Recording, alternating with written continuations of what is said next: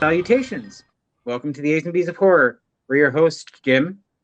And Mark. Join us as we discuss a big name horror movie and a lesser known horror movie, and a little bit of whatever comes up along the way. First, a little bit of housekeeping.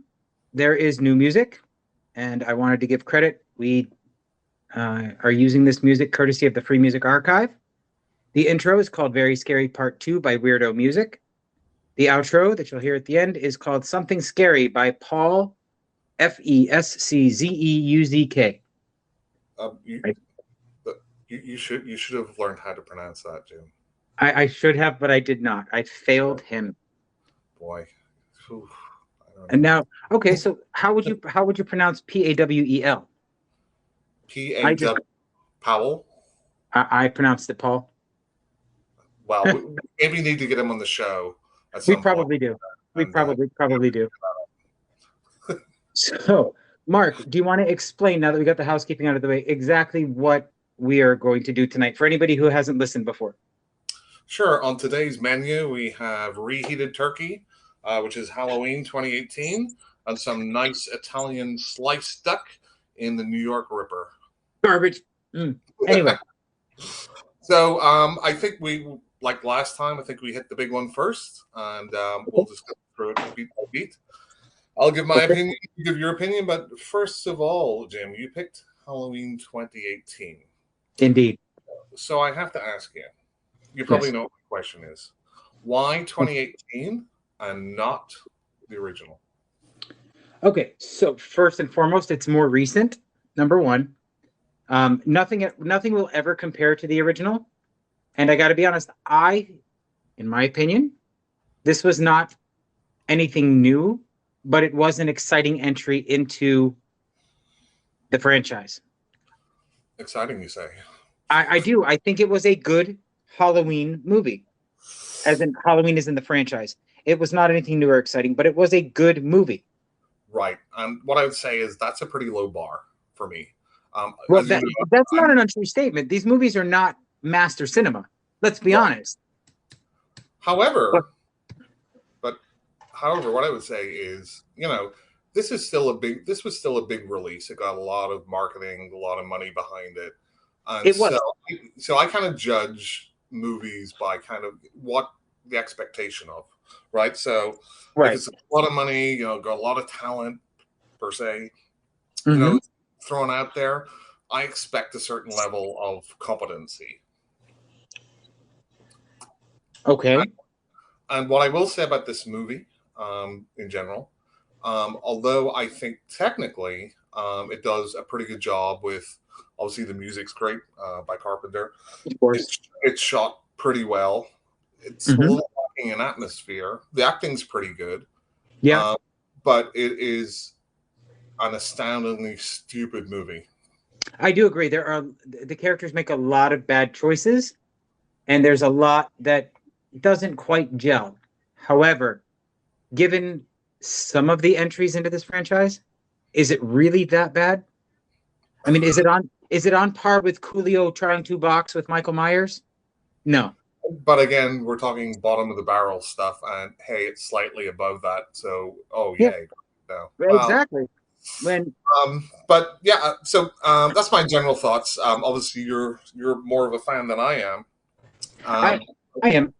yeah, but I think we'll just kind of go through it. And really, do you want to set up like the opening scenes, or you want me to go through that, or what Oh do you yeah. want? So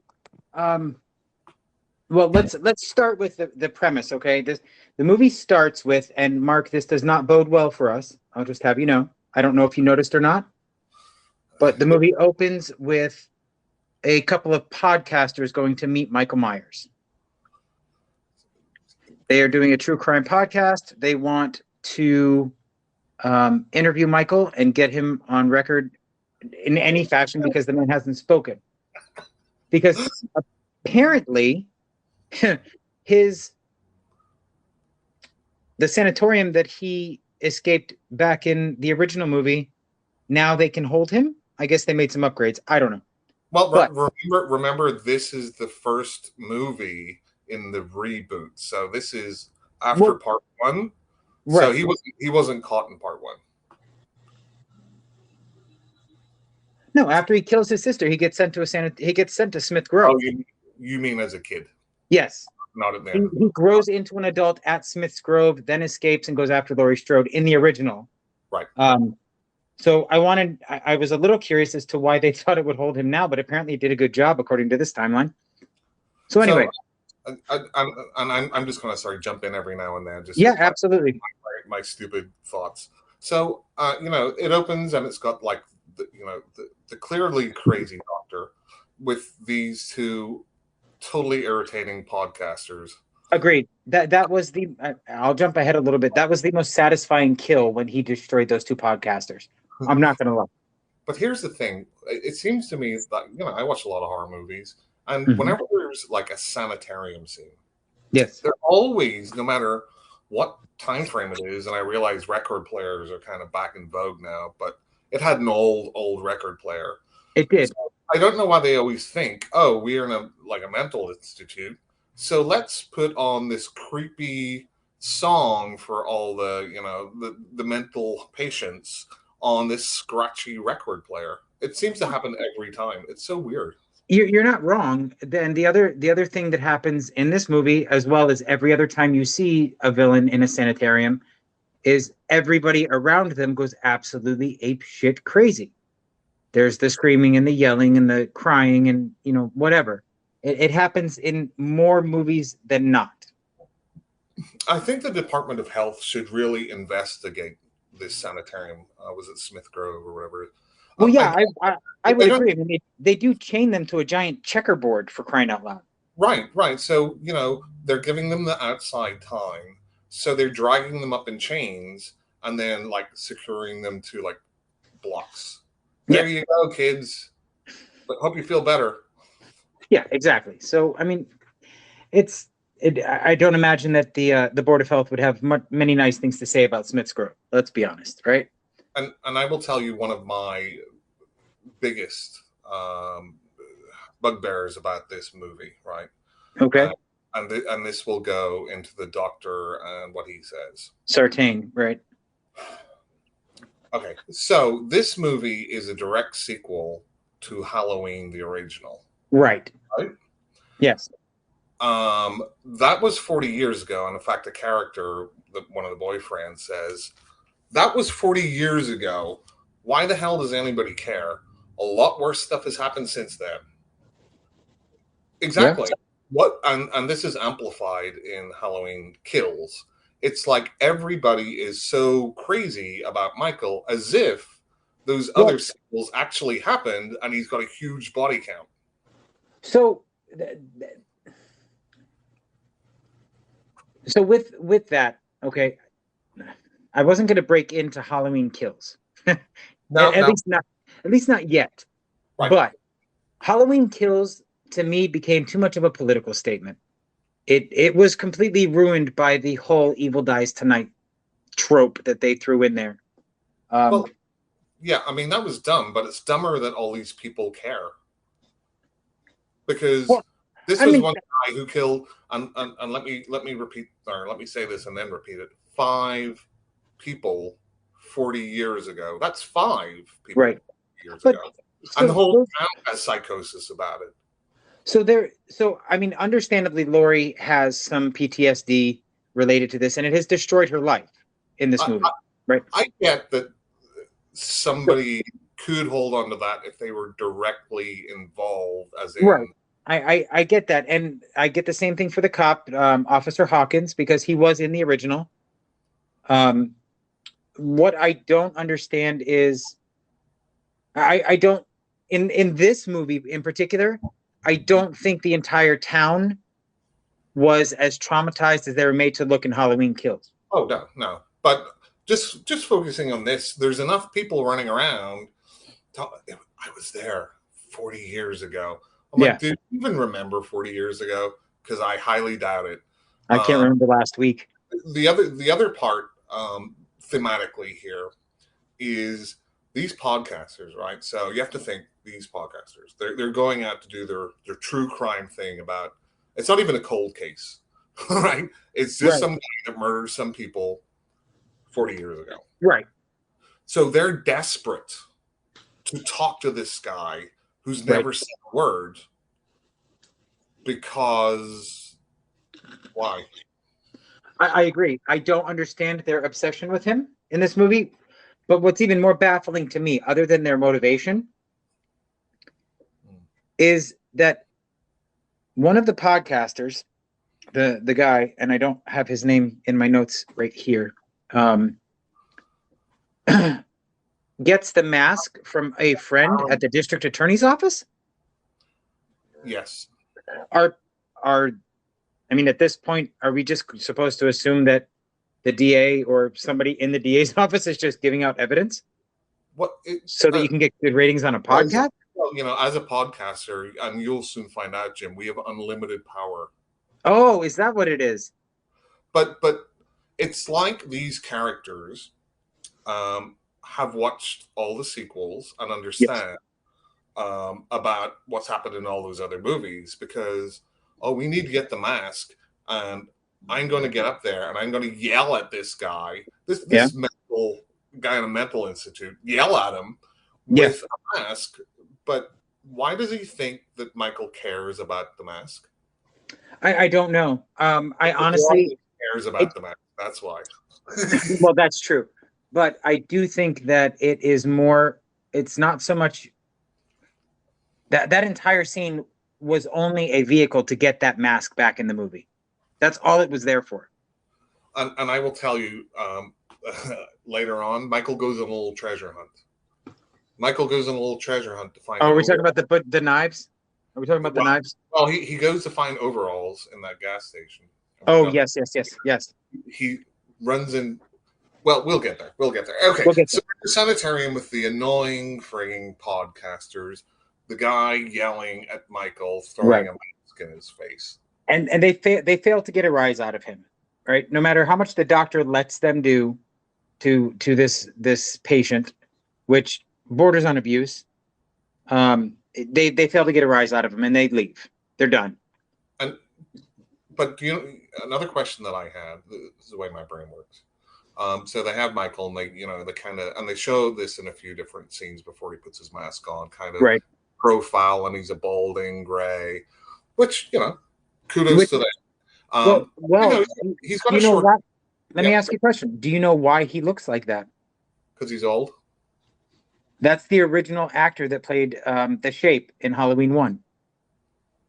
Right, he's old. Well, yes, obviously he's old, but I think it was really important to note there were 3 different actors, I believe, that played the Shape in this movie. It was Nick Castle. Yes, Nick Castle. Thank you. The name escaped me for a minute.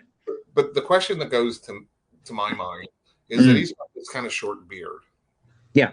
I'm like, so is somebody shaving him, or is he shaving himself?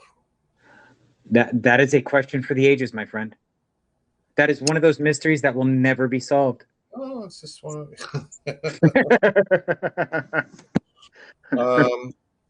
the podcaster's yelling. You can feel the mask at him. How do you know? You're just a dumbass podcaster. Much like we are. Right, but not to give us ourselves props, but I think we're a little smarter than that. Maybe you. I did like the intro with again the classic Carpenter music and the pumpkin. Yeah. That I kind of like that. I do agree. I do agree with that. Go ahead. No, I was just gonna. Are we moving on, or do you have more to say about that particular part of the movie?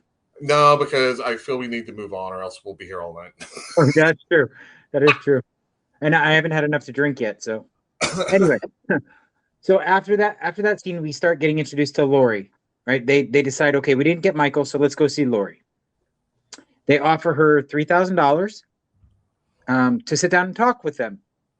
So she does. Because podcasters make a lot of money, so they can throw $3,000 at somebody. Well, that's right. Aren't you rich? I thought you were independently wealthy. What the hell am I doing with you then? Sorry, go ahead. That's okay. So they worm their way into the house, and they sit down and they start talking to Laurie. And here's where we get our first peek at Laurie's dysfunctional life since the original movie. She lost custody of her daughter because she became paranoid. she has essentially no functional relationships in her life at all. Which, okay, she was a victim of intense violence one night 40 years ago. Right. So, okay, that it's very possible PTSD has affected her relationships, because it does happen, right? And I'll be honest, I, much like my friend Debbie, agree that Jamie Lee Curtis's portrayal in this is now, if I counted right, her fifth outing as Laurie Strode, or is it six? Probably something like that. Yeah. Right. So we're at either 5 or 6. I think this Laurie Strode is clearly the most damaged and the most vulnerable that she's ever been. It's like an extension of her character in H2O. It's like if she was continuing spiral. Well, I disagree, because in H2O, her character was, to me, it seemed fake. It did not seem like Laurie Strode at all. But she had the paranoia, and she had that. She did. Functioning. Here, it's almost like just devolving from that point. Well, that is true, except in H2O, she has a son that has now been written out of the timeline, so that couldn't have happened. Well, she's written out of that timeline too, really.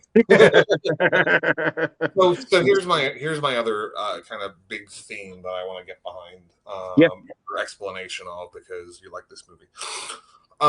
So in Halloween 2, the original Halloween 2, they kind of retconned it, so Laurie is his sister, right? And they threw that all away. They did. But they addressed that in this movie. Did you hear? Did you pick up on? Yeah, believe you me, I heard all the Halloween references. I did think that was quite smart, though, them bashing the timelines that they were destroying in this movie. I thought that was I liked that little nod. So what did they replace that with, Jim? So Michael in Halloween 2 going forward, they just basically said, well, he's kind of got a vendetta against his family. So that's given him reason to continue after Laurie Strode and right, et cetera. So why is Michael after Laurie in this one? He's not. Oh yeah, he is. No, he was not. So his motivation was to go home to his original house. She antagonized him by going after him because she wants this over. She's holding on to the grudge. He may have completely left her alone had she not shot him the first time she saw him in this movie. But didn't the cop also like shoot at him? Yes, because then she broke the cop's nose right after she shot him. Why did he go after her and not the cop? I don't have an answer for that. Because that's what the audience wants. Because the cop never hit him. So here's the thing. She actually hit him with a bullet. The cop did not. I kind of don't think that Michael is like, if you shot Michael and ran away and he couldn't catch up, I don't think he'd then just try and hunt you down. I think he'd just go to the next house and start killing people. But he did. So but this whole movie is laser focused on Laurie is screwed up. She's damaged, like he's damaged. The doctor tries to put a line in there to say that they're connected through this. And that's trying to play it off. But here's the part. I'm sorry, go ahead. I keep trying to cut in on you. I apologize. Oh, that's okay. So the doctor tries to throw a line in yes, whenever he's doing his exposition dump. And he's like, he's the predator and she's the prey, and that's why they're connected and this and that. And I'm like, nothing in this movie has told me that other than you, and you've got nothing to base that on because you've never talked to him. He's never said a word to you. He's just sat there doing nothing. And I agree. However,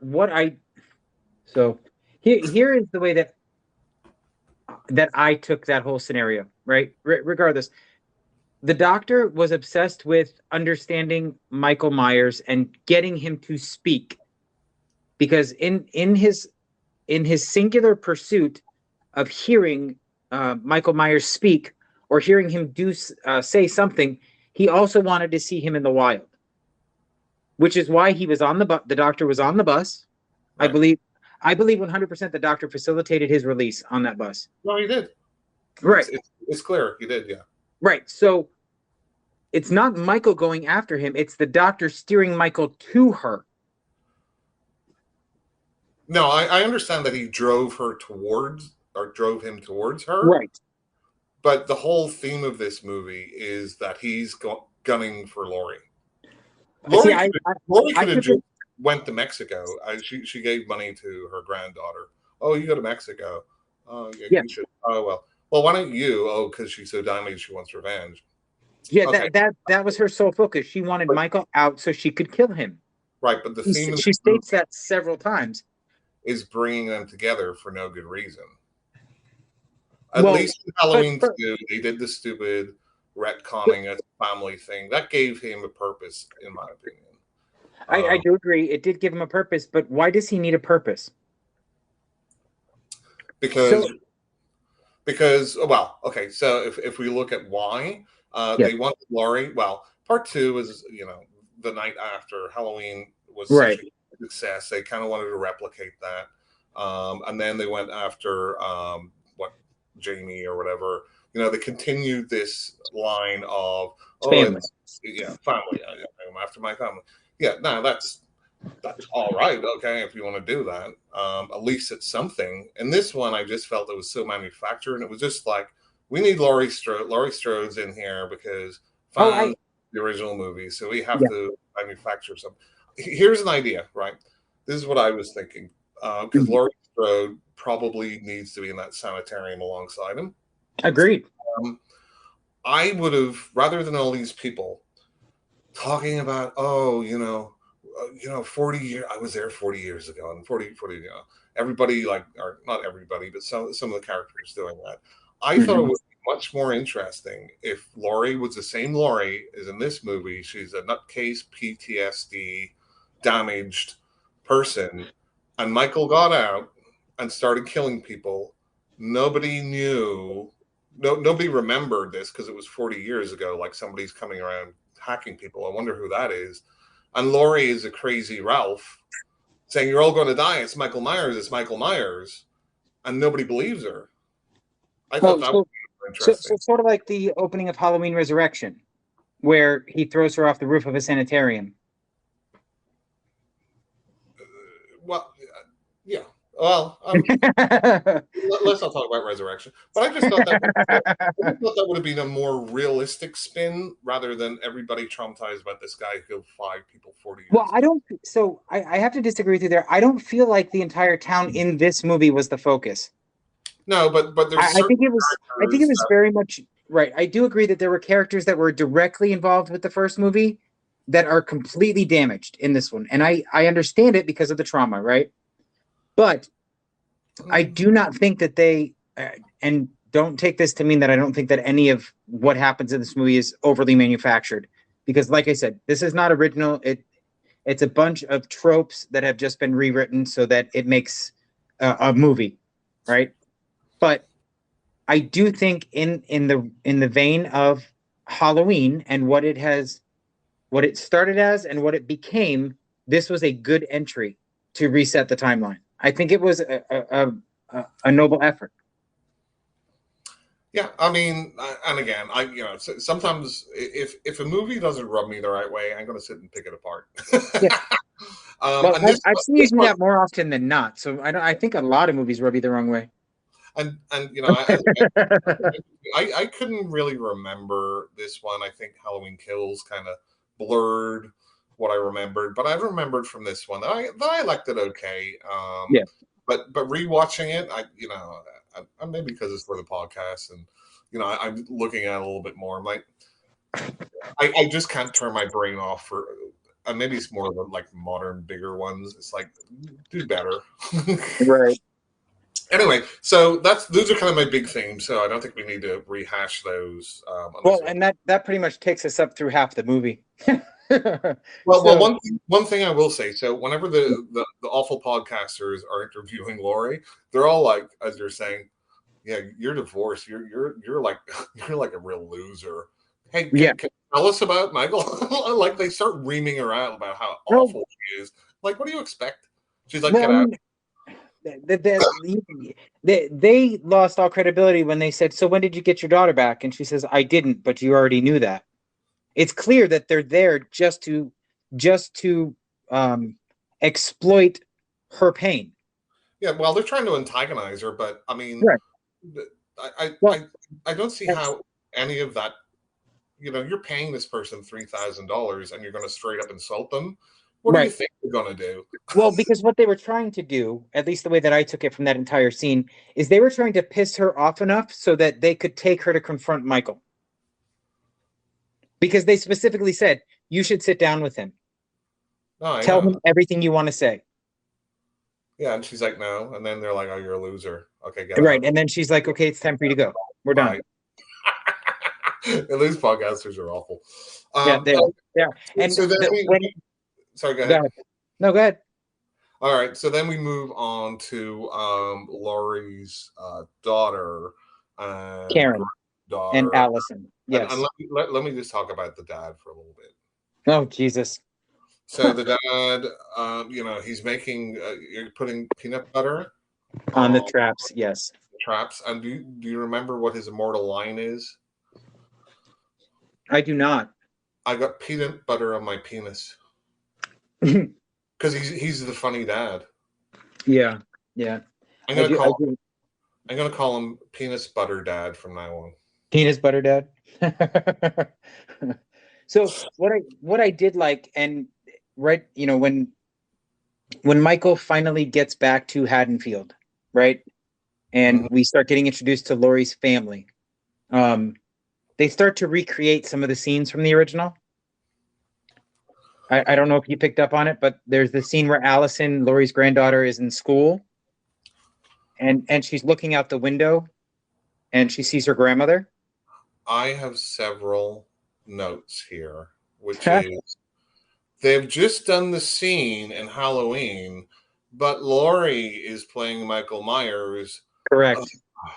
That's exactly what I thought, because a lot of so I don't know if this makes me twisted, right? But I think in a lot of this movie in 2018, there are a lot of buildups where you don't know who the real monster is. Like, is Michael Myers really hunting Laurie, or is he only in her way? Like, her singular focus is to kill him through this entire movie.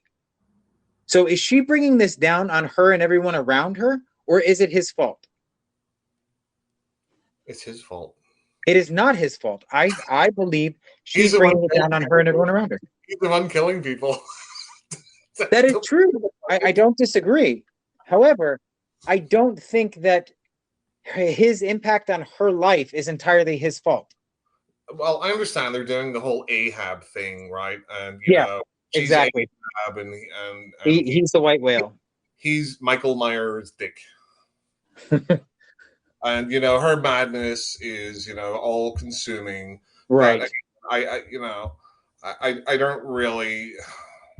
Well, we've already kind of talked about it. I don't really see clear motivations for him going after her. But Well, and anyway. that's part of my point. In I found in this movie that the line was blurred between who was at fault. Was he only in her life and killing the people around her because she forced him to be by hunting him down? I don't think so, because he was already in Haddonfield killing people before she turned up. Right, but none of her family had been focused on intentionally until she shot him. Well, She's the only one that hit him. The cop never hit him with a bullet. Until the doctor took him and forced him to be in a car with her granddaughter. Right, but Michael could have killed her real quick. That's my point. That is exactly my point. But what? I don't understand your point. My point is, she forced herself and her family to be in his path through the entire movie by hunting him. Well, no, because she was nowhere near her granddaughter. No, the doctor was with her granddaughter and put her granddaughter in danger. Right, but that was just a happenstance. Was it? I think so, right? I don't think so. I'm more of a conspiracy. I'm more of a conspiracy theorist. So sorry, go ahead. I said I was just gonna say I'm more of a conspiracy theorist. I see relation to everything. You know, like I don't believe in chance. Not in this movie anyway. Everything was on purpose. There was no chance. I think it was originally set up so that it looked like the doctor forced this all to happen, set them both up for this clash. Right. But here's the thing. When did the doctor meet the granddaughter? When he was in the car with the cop. He went with the cop looking for her granddaughter. Right. Okay. That's right. But then he met her coincidentally afterwards. Right. She ran out in front of their car while they were looking for her. Yes. So he just happened to be there. But it wasn't just happened. He went out with the express purpose of finding her. Well, no, weren't they looking for Michael too, though? Because they didn't start looking for Michael because they didn't even know he was in that area. They were there looking for her. Right, but because Laurie sent the cop and the doctor out to look for her granddaughter. Why is the doctor there anyway? Because he was on the bus with Michael. So why is he going around with the cops? That's my point. I don't know why he inserted himself into this investigation. Well, he did that himself, but the cops should have said, no, you were just shot. You're not right. But I mean, the same can be said for the original where, and Laurie even mentioned this. Oh, you're the new Loomis. Well, yeah. And they just let Loomis assist with the investigation. There was never a rhyme or reason for it. He didn't, other than the fact that he was Michael Myers' doctor. Right, but this doctor knows nothing about Michael Myers. You're right, because all he knows is the man that's been chained up in a yard on a checkerboard. Right, just some silent guy sitting there doing nothing to him. And apparently the doctor also said there was like 50 experts or something came in to evaluate him. I'm like, how are you evaluating this guy? Are you giving him like a Rorschach test and he's just sitting there saying nothing? Right. Oh, that means he's yeah. Then they're just making assumptions based on past behavior and what Loomis said. But it was kind of cool that you got to hear Loomis's voice on some of the tapes. That I did appreciate that because Dr. Loomis was always one of my favorite characters. Six times. This is just like fan service with a veneer of a plot over it. Yeah, agreed. I 100% agreed, but I was okay with it. And like I mentioned last week, I'm perfectly happy that people like it. We're gonna disagree a lot, and that's okay. So we have the granddaughter, right? And she's got a boyfriend. She does, and a goofy, third guy person. She also Oscar. She also has a female friend who's going to Val. Yep. Or not? No, not Val. What is her name? Vicky. Vicky. Thank you. Sorry. And she's going to be playing the role of Laurie Strode for a little bit. And not very long though. I will agree with Jeff. The best segment of the movie. Well, thank you for. I had him on my notes also. That was the scene he did like the best. What I appreciated most about that scene though was the sheet that he put over her body. Right, because that's like the first movie. Yeah, it harkens back to the scene where he killed PJ Souls. Right, and we could endlessly say, and that's like the first movie. Well, I appreciate the call outs like that though. I thought that was fun. I just thought, okay, a couple of nods is great, but I mean they lay it on so thick. And I loved every minute of it. Fan service. It's like I might as well just watch the original one because at least it's a good movie and they have all basically the same scenes in it. Yeah. So where are we? So we're supposed to be going linearly through this. So we're just jumping all over the place. So we've got Vicky, or no, it is Val. It's not Vicky. Or did I write the name down? Whatever. The friend is dead, right? The babysitter's dead. The scene that Jeff said was the only good scene in the whole movie has happened, right? All right. So hang on. I think we need to rewind a little bit here because we have missed some of the stuff. So we have the whole thing with Laurie's daughter, who's not contacting her about coming to the dinner with her daughter. and her daughter's meeting her and all this sort of stuff. And they go for a nice little dinner, and Laurie is clearly crazy in Right. that restaurant. And half the time she's running around with a handgun, and she's clearly out of her mind. I'm like, Yes. you need to be locked up. I'm sorry. I don't disagree.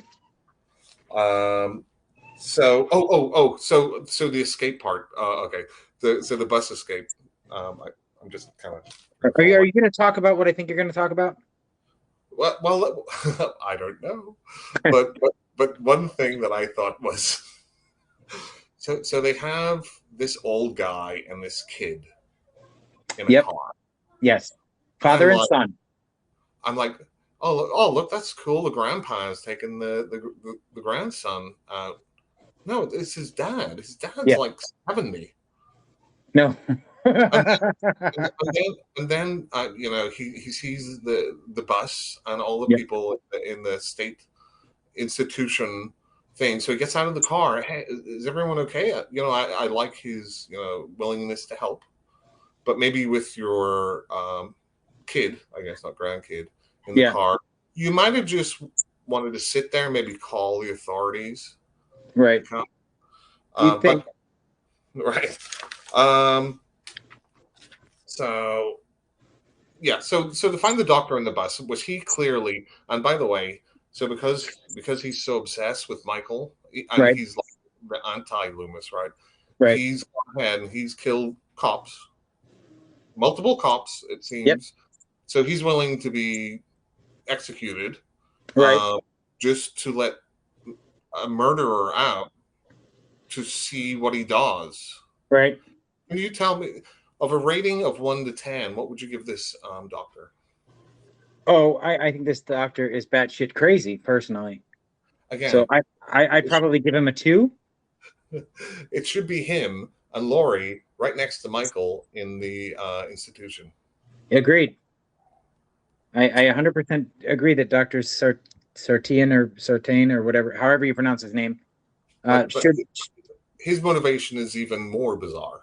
It is, and none of why he did what he did served anything but to advance the plot. I agree. Exactly.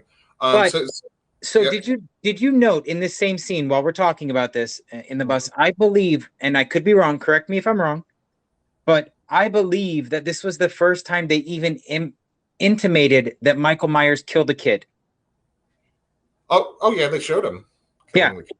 So, but I mean, in any other Halloween movie in the entire franchise, whether you destroy the timeline or not, they never showed him kill a child. Right, but he was trying to kill his niece. So like, was he? Because actually, that storyline took it so that he could give her the evil, so he could die. Right, but that was like on a further sequel. He was out to kill her initially, but then they change it up. But here's my notes: Michael Myers kills a kid. Good. Because I think horror movies should not just exempt kids or anybody.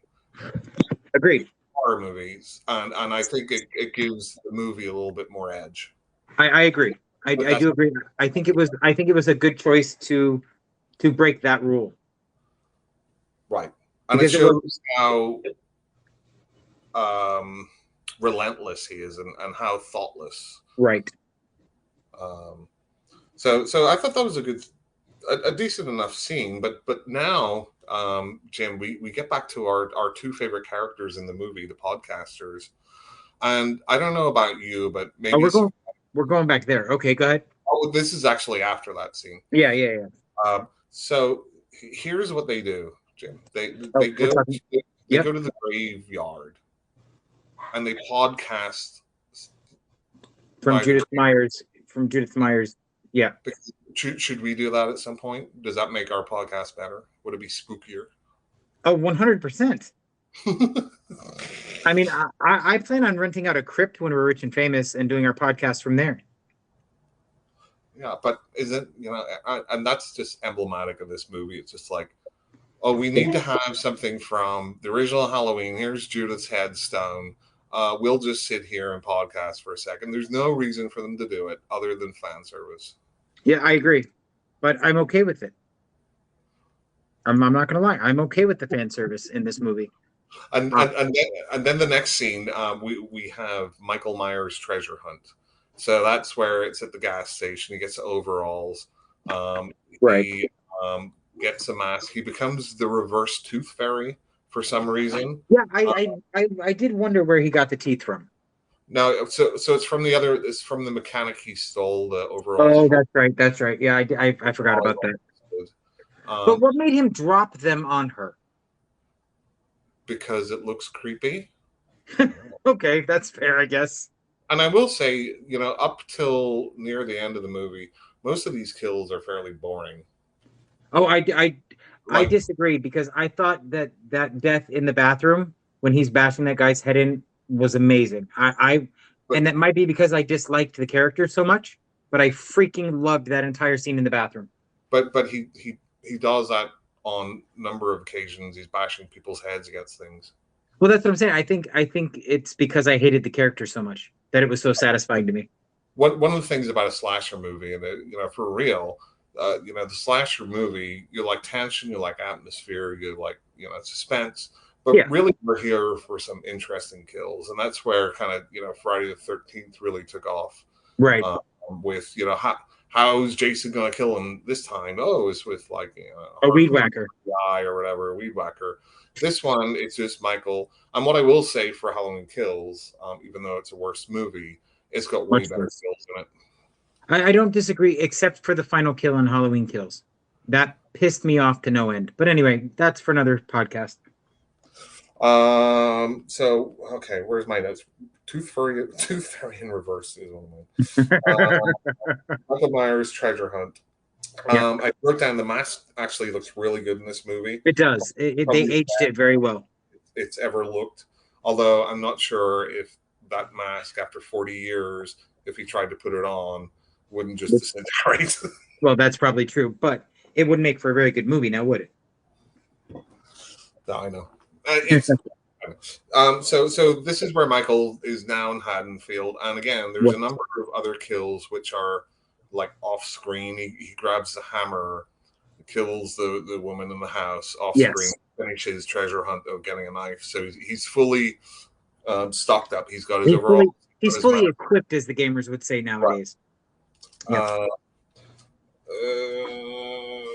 Knife dethroned. Okay, so here we come on to. I'm sorry. Just jump in if I'm moving too quickly. No, I'm fine with it. So here we have the best scene in the movie with two really likable characters, Vicky, the babysitter, and that kid who was just awesome. The stoner dude or the little kid that she's babysitting? Little kid, Oh, yeah. I hate him. Hate him. Just their back and forth was just great. So let me go full disclosure here. I am so sick of smart ass kids in movies. I am so tired of them. Well, I like this scene. Well, no, I thought it was see, funny, there's a difference. he was smartass, but at the same time, he's Right. like bad. Okay, then he does it. So it's not like he's just like it's Right, like he's they not- have a fun Yeah, relationship. it's clear that it's their banter in this scene. But Right. in general, I am so sick of smart ass kids. So tired of it. But Well, anyway, kids in movies in general are generally annoying. Yeah. But she's there babysitting. By the way, I don't know why she doesn't take that kid out trick or treating. I think that's a little weird. But at the same time, I can tell you why if you'd like. Did I miss something? It's not in the script. Oh, okay. Next. So the movie information. Yeah, no inside information. So why? Because it's not in the script. Oh, okay. I see what you did there, Jim. Yeah. But at the same time, we're kind of back and forth with, the friend, the granddaughter, who is with the dumbest guy in the world, right? So they're at their Halloween bash at the school, Right. And she steps out for a second. So he decides, oh, okay, I'll start kissing this girl because it's not like my girlfriend could walk in any second. Well, But they're like, oh, he's drunk. Okay. in his defense, so okay, let's talk about the kiss for a minute. He did not kiss her. Somebody kissed him, and then he turned around and she was there. It was an opportunistic thing. However, his behavior after the kiss with the gaslighting and just being a generalized dick to Allison, not acceptable. I think it was a mutual thing. That's what I got from that. I did not agree with. I don't agree with that, but that's okay. And that's why he said, "Oh, I'm drunk." Well, yeah, he tried to make excuses and gaslight, which was just ridiculous, and that's what made him a giant dick. But I don't think the kiss itself. She reacted exactly the way any other girlfriend or significant other would, but he failed to explain himself and talk to her like a human being, and tried to gaslight it and make it what it wasn't. Anyway. And then he throws her phone in like a bowl of in the nacho cheese or whatever it was. Okay, I've been talking for a while. How about you take it over from here, and I'll just interrupt. Well, I mean, I'm going to be honest. You've gone through many of the scenarios that I've written down to talk about. Just saying. Okay. So, we have the dance. After the dance, when Allison decides to finally leave because her boyfriend's a giant dickhead, she's walking through. She's walking, and Oscar comes up and starts to talk to her, and she starts commiserating about how her boyfriend was such an asshole and he really needs to not drink. And they start walking, and then for some strange reason, Oscar decides now is the perfect time to try and kiss her. Yeah, because young guys are creeps. I think that's. Are they though? I mean, are they really that stupid? So it's set up. I'm sorry. It did look like he was interacting with the other girl at the party, and then his friend is then all hitting on her because he's like, "Well, you're not with him anymore." Right. Yeah, that's kind of creepy to me. But I agree. Then he gets friend zoned, which was great. Yeah, and that was great. She shut him down, and I thought that was a great scene. So then, she walks away, and he's there drunk on the ground, feeling miserable, sorry for himself, whatever, because he is just screwed his chance with Allison because he couldn't keep his hands off of her. At which point, Michael Myers decides it's time for this kid to die. Yep. So he's sitting there. The security lights have gone on from this house, I guess, and he knows who lives there, and he thinks that the owner of the house is standing in the corner of the yard, just outside of the security lights for some reason. Yep. And then he just starts talking to him about, hey, have you ever liked the girl? And yeah, exactly. That exposition made no sense whatsoever. But why did he think the guy was standing in the corner of his yard in the dark? Well, I don't know so I can't explain his motivation. What I can say is, if it were me, I probably would have just have assumed that he was looking to see if I was a threat or not, because I did trip his security lights. But you're giving me too much credit. They just wanted to have a scene where I really am. They're just trying to build suspense where none exists. I know. So then, Michael comes out, and so he's all like, "Oh shit, I have to run away," and he's all, climbing up the fence, but he can't get over. And Michael is slowly walking. He's just like, "Help, help, help!" And then his kid gets stuck on the gate. If I were that kid, I would just get off the gate and start running in circles. That Michael is like getting away from an alligator, right? You will not get caught by this guy, as far as you know. Right, because he's not running. One of the notes that I had is, I would love it if Michael Myers had like a smartwatch with a pedometer on it. How many steps he does. That's funny. That's funny. So we get back to the anti-Loomis. Right. So Oscar's dead. He's hanging on the fence. Allison sees him hanging on the fence. And now Allison sees Michael for the first time in the movie. Right. Allison now understands this guy's real, and Grandma kept telling us he's going to come after us. And here he is. Right. So Allison goes running out into traffic, as any sane person would, and runs into the cop car. We now have Dr. Sartain and Officer Hawkins, who pick up the daughter. And then She gets in the car, and Michael comes around the corner, and Officer Hawkins decides he's going to run Michael over and end it right now. Mm-hmm. Smart So, move. 100%. A gun didn't work earlier, but maybe the car will fix that. Mm-hmm. So he guns the engine, and at the last minute, Dr. Sartain reaches for the wheel and says, "Don't hit him." They do anyway. Michael's laying on the ground. Dr. Sartain and Officer Hawkins get out of the car. Dr. Sartain then shoots Officer Hawkins somehow. I don't even remember how he got the gun. Okay, so here's what happened. So the Hawkins, being actually a smart guy, his plan was, I'm going to run this guy over, and then I'm going to get out, and then I'm going to shoot him in the head. Mm-hmm. Plan. The doctor is all like shielding Michael. Oh no, he's property of the state. You can't do that. Something Right. like That whole part was just ridiculous. And then the doctor has a literal penknife.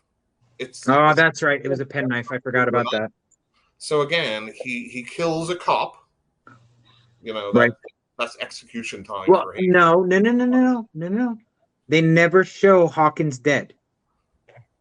Well, it's implied in the movie that he's. It is, and the only reason I say that is because, and I don't care about spoilers, but Hawkins is in Halloween Kills. Yeah, I know. But if this movie ended and there was no Halloween Kills, you would assume that guy's dead because he's got. You would, 100%. You would, just like Dewey from after he's murdered the other cops. Yeah, right. At this point, what's he got to lose? What's another cop to his body count, right? And he's now getting close to the same body count as Michael in the original, isn't he? Pretty much, yeah. Yeah, he's a worse serial killer than Michael Myers, almost. Right? But was Michael Myers really a serial killer, or was he just a mass murderer? Serial killer, mass murderer. It's like a lot of people in the same vicinity, I believe, like a mass shooting. Well, yeah, but normally with a serial killer, they have something in common. A serial killer is one person, and then get another person, and there's space between them. Right, but there's usually a common thread with serial killers. They don't just randomly kill people. They can. They can. I'm not saying it doesn't happen, but they're not considered serial murders. I believe there's another term for them. But anyway, that's beside the point. We can talk true crime later. like the true crime podcasters in Halloween 2018. Yeah, exactly. We'll blow that one up later. We'll get our own murderer to come after us. So the doctor, who's pretty severely injured, they said earlier on, about 2 hours ago. Well, yeah, because he's wearing a brace on his arm now. Right, from being shot. Right, and he now single-handedly will pull Michael Myers and put him into the back seat of the cop car. Yeah. With the mask on, with Michael's mask on. And why does he put Michael's mask on, Jim? I have no idea, my friend. That whole scene is just bizarre. Because the writer thought it would be a good image. But I don't. The writer thought it would be some sort of symbolism about how Michael Myers is so evil, he infects people around him. And is it that, or is it? I don't know. That's bullshit I just made up. But I mean, it's not. I look at it more as though you can be as evil as you want when you wear the mask of anonymity. I mean, we can all come up with like interesting ways of looking at it, but I think it's just like the writers. We're not philosophers, so let's not pretend to be, right? I think, therefore, I don't think that I am. That's right. So yes. So go ahead. He puts him in the car. Yeah. Right. He puts him in the car, and now they're driving again. And Michael wakes up. Allison is in the back of the car freaking out. And Dr. Sartain is all excited because he's going to get to see Michael in his natural element doing what Michael does. So, and what should he expect? Or the better reason is he's doing this to see what he does. And Michael does what he does and kills him. And he's a doctor of psychology, psychiatrist. So he is so confused or not sure about what Michael will do in the wild. Right. Because maybe Michael will go shopping. I don't know. Maybe. You never know. I mean, Maybe he'll somebody, plant some trees. right? You just never know with Michael. Could be anything. But Michael, in true Michael fashion, kills him. I will say that the scene where Sartain meets his ultimate demise, right before Michael stomps his head, he says, "Say something." Those were his last words. Say something. Because why? Who cares? Exactly. This is why I don't understand. Like, who cares? Right. Whether he said Judith or Lori or whatever. Something. Who Anything. cares? Who cares? Right. Like what will that achieve? I will say though that this scene, after you see his brain splatter under Michael's boot, the first smart decision we've ever seen. Allison takes off into the woods. By the way, I wrote down first good kill for the Doctor. I thought that See, was I disagree, and I'll tell you why. Because as soon as Michael's foot comes off the Doctor's head, you see it pop back into shape. Oh, I don't care. At least it was something different. Oh, but the other good decision, or the attempted good decision from the granddaughter while she was in the car, clearly knowing that the right, yes, okay, Fruit Loops, was he's like, did he say anything to you? Did he say anything? Right. She was smart enough, even though it didn't play out like that. But I'm like, okay, that's a good idea. That was a good decision on her part, right? To tell him that Michael spoke to her. Yeah, and said, "Let me out, and I'll tell you what he said." Right. I thought that was for once, a smart move by a character. Agreed. So Michael's escaped. Yep. The granddaughter's escaped. Yep. We have cops over at Laurie's house, right? Yes. Yes. I thought there was a very good shot of the cops whenever Penis Butter Dad came out to talk to the cops. And they had the flashlight, pointed up into the head. So it's like, I thought that was a good scene. That was good. It was very reminiscent of the movie Dead Alive. Right. When they stick the wall sconce through the one person's head. Right. And now we're on to the final act, which is now we are on to the showdown. The ultimate meeting of Laurie and Michael. The kind of Home Alone kid versus Michael Myers, yes. Although I will say it was a very smart decision for her to put those roll down shutters at every room. I thought that was a pretty smart thing to do. What I did not understand was why she cleared every room before she hit them. I mean, I guess it sort of makes sense to keep him out of there now that she knows it's empty. But I still don't think that I agree with that. But do you know what wasn't a smart move for this paranoid, well-prepared Laurie Strode to do? The hundreds of thousands of mannequins in her house? Well, I think he put them in there. Oh, you do? What? Mm-hmm. Because she had them outside as a shooting range. I think she was looking at them, and I don't think it was set up in her house like that. I disagree. I mean, I guess that's possible, but I say no, because when they're going around her house, when Karen first gets there, and she's going around making sure windows are locked and things are battened down, and she's turning off lights, you see them at various points while she's running through the house, making sure everything's secure. And it just goes to show that Laurie should have been in the insane asylum. Well, I think it was meant to disorient him. But I think it was intentional. So Michael doesn't know what a mannequin is? Well, if he sees 15 bodies standing in a spot but can't tell what they are, how's he going to know who's where? It gives her an advantage. But he's like evil personified. I don't think would he be not in this one. He's not evil personified in this movie. He's very human. I don't know. I think that's what we would say he's very human in this movie. Well, not human in the physical sense, not in the metaphysical sense. But anyway, so now we're at the point where this is the final showdown, supposedly. Right. So the point where Laurie isn't too smart is that Michael's outside her front door. So she goes Oh yes, very close to look outside so he can right, grab her. Now, right. Michael's killed people in 1 second, but Yeah. they have to have a prolonged.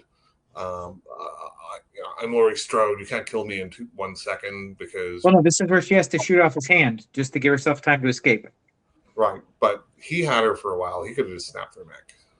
He could have, yes, he Right. could have, but that would have made for a very unsatisfying movie. I would have. You know what? I would have loved that ending because it's not something you would have expected.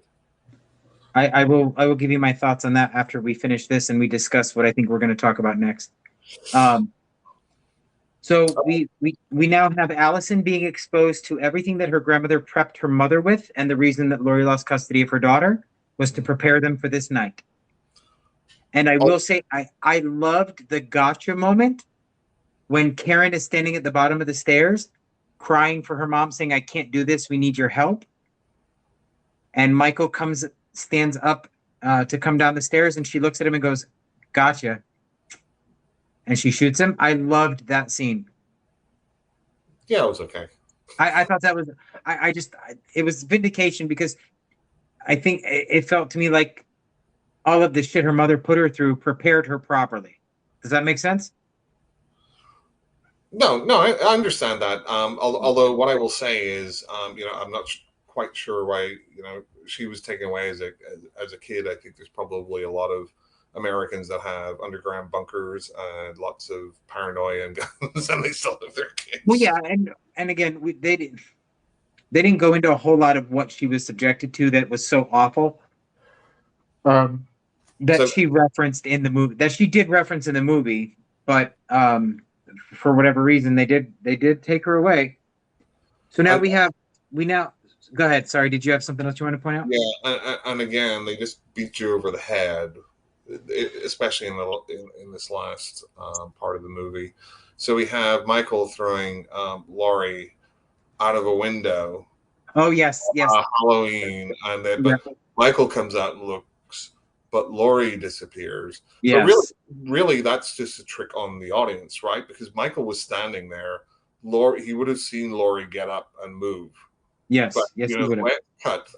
It's like, oh, it's just like Halloween. And they also do the similar thing of Michael's face in the shadow coming out of the closet. Mm-hmm. The same thing with Laurie. I'm like, give it a fucking break. I am so sick of this. Oh, remember what happened in Halloween? Well, now it's Laurie doing it. Like, Jesus fucking Christ. Anyway, sorry. It's okay. So now we have Michael trapped in the basement. They've turned on the gas and they light the house ablaze. And the end scene, they run out of the house and they flag down a truck, get in the truck, and they ride off into the sunset while Michael's burning in the basement. And scene, end movie. Could you think of a better way that they could have ended Michael Myers, as in Laurie, ended Michael Myers without burning down her entire house? So there's only one way I'm going to be satisfied with this entire saga that is Laurie Strode and Michael Myers. As a huge Halloween fan through most of the movies, there's one way I'm going to be satisfied with this saga ending. And that is if both of them die. Well, again, that's the Ahab thing, right? So if they are not both dead at the end of Halloween Ends, then I will be very dissatisfied. So I think this movie, Laurie could have just finished it. As Michael was standing there looking at them, not doing anything, I'm sure she has a shotgun hidden somewhere. Oh, I'm sure. Get the shotgun and blow his fucking head off. Then you can set your house on fire too if you want. But that's not just this movie. That is another horror movie trope where you have the option to end it, but you don't. And then here comes the sequel. They do an even more egregiously bad scene in the newest Texas Chainsaw Massacre movie, which is utter garbage. I thought. I don't Is know. that the one with? Is that the one with what's her name? It's one just came out in Netflix, I think. Yeah, Recently. yeah. Yeah. Oh yeah, that's right. The one with the original actress Sally. Yeah, Yeah, it's one with the Laurie Strode coming back for yeah, revenge. yeah. I So don't think we. tell me about this egregious scene. No, but what was I talking about? Well, I was talking about how she could have ended it with just Right. blowing it off, because like, wouldn't that be easier? Yeah. I'm more Agreed. definitive, but I know they have to have the ending where he can get out, and this is where Michael's not obviously human. Um, Right. uh, and we can go into Halloween Kills, but yeah, I think we've I belabored this one for long we enough. we have pretty much destroyed this whole movie. But I will say, so this brings up two more topics, right?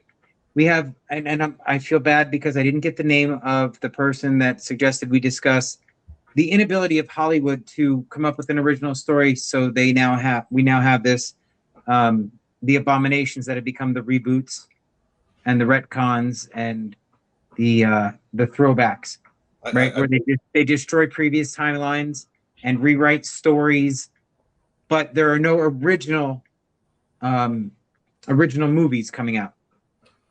I believe our friend Jeff said that. Was it?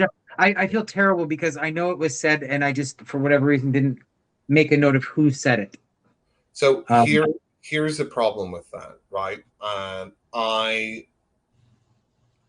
you know, I am part of the problem, because we know that, I still watch these shitty movies, um, as just to evident see by what our they're. next choice. So it's like it. I think it's lazy and whatever, but I'm part of the problem too, because I just want to see. Well, I wonder what they do with it now with streaming now. You can Yeah, just watch it for free, so I don't feel I don't go to the movies to see these sorts of right. reboots or whatever. Um, I don't think that there's anything inherently wrong with a reboot or a remake, if it's done well and it's done Right. different enough. I mean, I can look at something like the Maniac remake, which I thought was very good, I did not see the remake. Okay.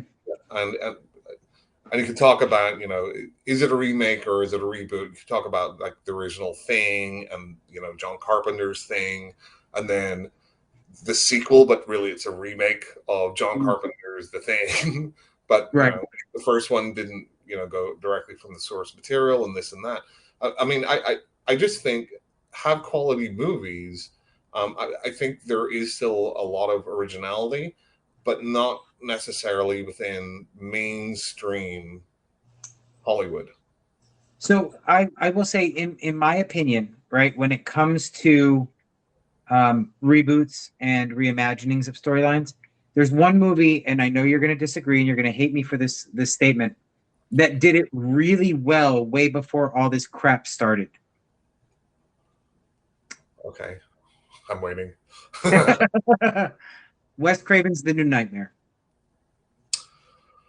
I think that given the meta aspect and the reinvention, where not only did they pay lip service to the fans of the original movie, right? They also introduced an original story idea. I think that I that could have been an entire reimagining to a new franchise in that story. I understand why you would think of it as kind of like a reboot. Right. To me, it's still a sequel. Well, But again, yes, and it kind of is. Yep. that's my opinion. I mean, to me, like a, like I, you know, this Halloween movie is a reboot.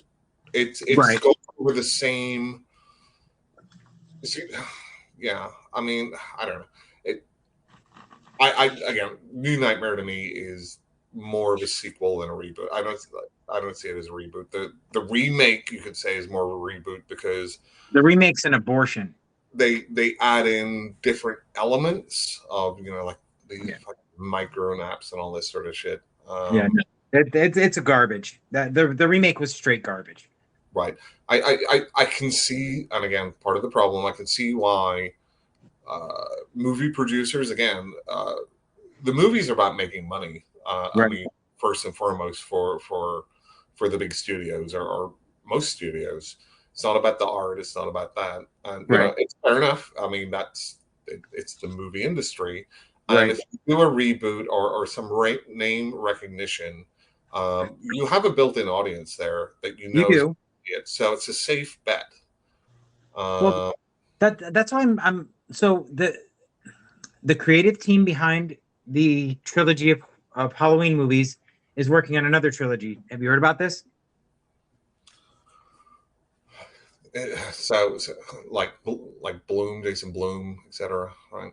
Well, it's actually it is Bloomhouse, I believe, but it's specifically the writer, the screenwriter, and the director are working on a new trilogy um, for The Exorcist.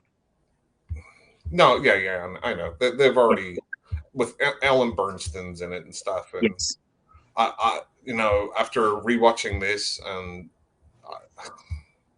you know what it's going to be. Do you know what it's going to be? It's going to be a whole bunch of references to the original Exorcist, Yep. with a slightly different plot, and And you know what? it's going. I will probably be okay with that for the first film, much like I was with this one, right? But that's as far as it'll probably go for me. It's going to be bad to bland. I hope it's not. I hope it's great. But I hope it is, but I don't foresee that because the TV show that they did that was a direct sequel to the first movie, I thought was really well done with Gina Davis. I was really surprised by that. yeah, I only saw I think a couple episodes. Of course, me and TV stuff. Yeah. Yeah. So, okay. Well, I think we've officially killed that movie. Halloween ends tonight. The trailer dropped. Yes, it did. It So did. you watched the trailer? I did. I did. I'm sure And it was that's with joy. my one thought on that trailer was exactly what I said earlier. If they are not both dead at the end of that movie, I'm going to hate it. Yeah, I mean,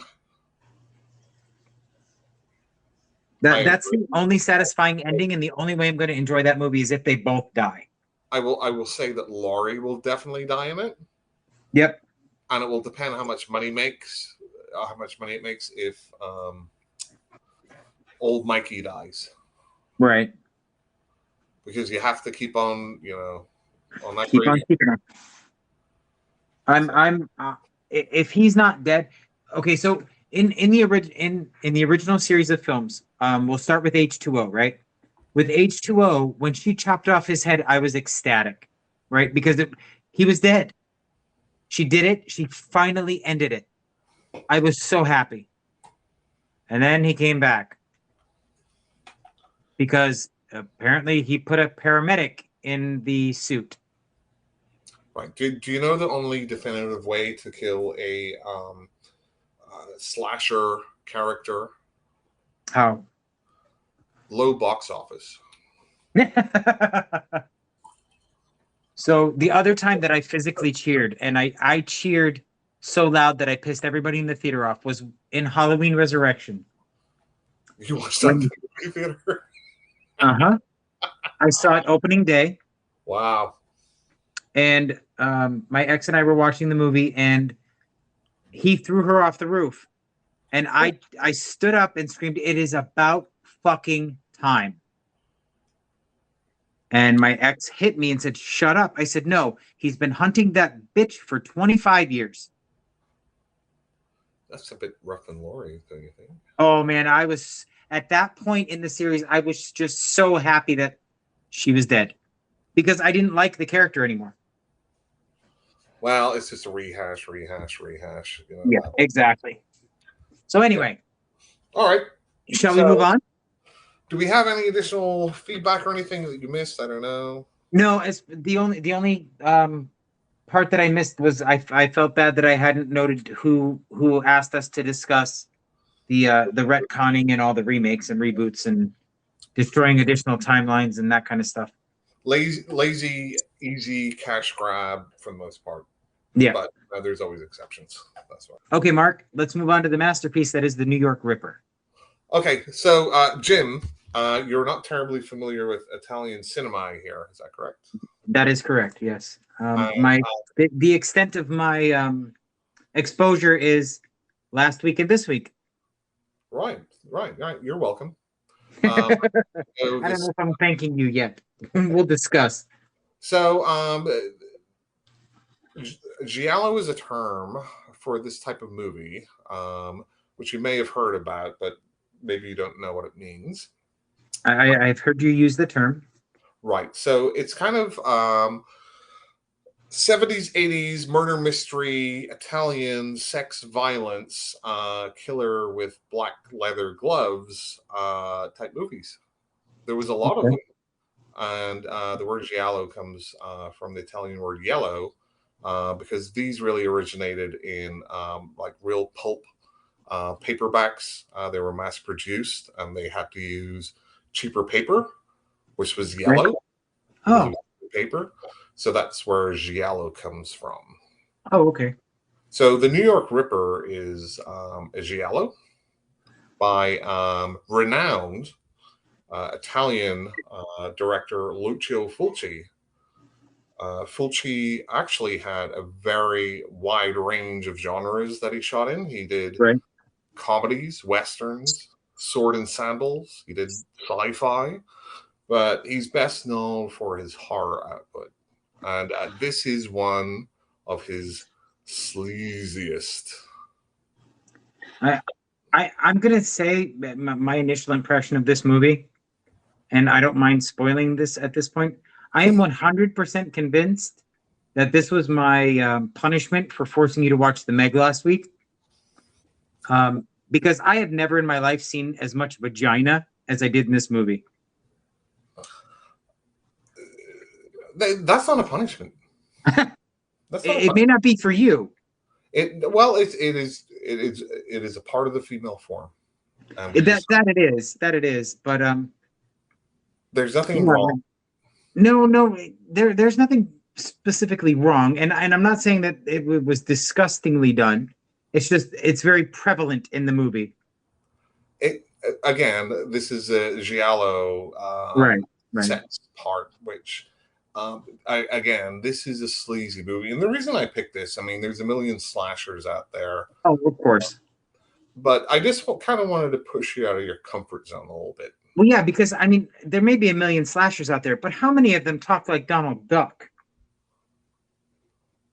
Just one. Mm-hmm. Indeed. So New York Ripper, again by Lucio Fulci, who really did not get a lot of compliments by people after this. You don't say. Because not about the filmmaking, but maybe about the content. They thought it was misogynistic to the extreme. I would not disagree. I do have a question for you when we get to that part of this.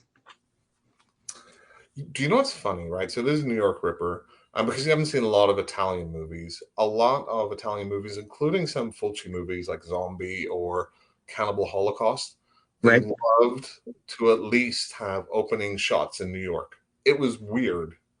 I guess it was about trying to have some sort of legitimacy because it was going to be released in the U.S. Okay. Wanted to make it appear that it was like a U.S. production. Okay. But there's a ton of them that do that. What I do like about this movie, there's certain elements of what I like about this, but this is a real time capsule about a Times Square in the early 80s. Have you ever been to Times Square, Jim? I have. Not in the 80s, but I have been in the early 2000s. So it was a very different place. You know what? I take that back. I was in Times Square briefly in the 80s as a child on a Cub Scout trip. So you didn't go down 42nd Street? I did not. No. That was not included. So I think what this movie nails, and also like, have you seen the original Maniac or no? I have not, no. So both of them real. It's kind of like Taxi Driver too. They Yeah. get the real gritty, dirty New York vibe of that And time. I will say that is something I've noticed in newer films that try to recapture that gritty, dirty, urban feel. They fail miserably now. This movie, that is one of the only positives I have about this movie is that it captured the atmosphere of New York City very well from that time period. Yeah, and it's sleazy. It's gross. You might want to take a shower after watching this movie, the same way as you Several, want to take a several. shower after walking 42nd Street in New York in the 80s. Yeah. So, how does this movie begin, Jim? So, okay, we're doing your walkthrough. I'm going to spout off on the things that I took notes on. Okay, so we start off with a guy who loves to talk to his dog. This guy was just talking nonstop to his dog, and that's great. He's throwing Mhm. a stick for the dog. The dog Oh yeah, disappears, but what does it bring back, Jim? it brings back a hand. A human hand. Dun Mhm. dun dun. Dun, dun, dun. And that is probably an accurate representation of the music at that gotcha moment.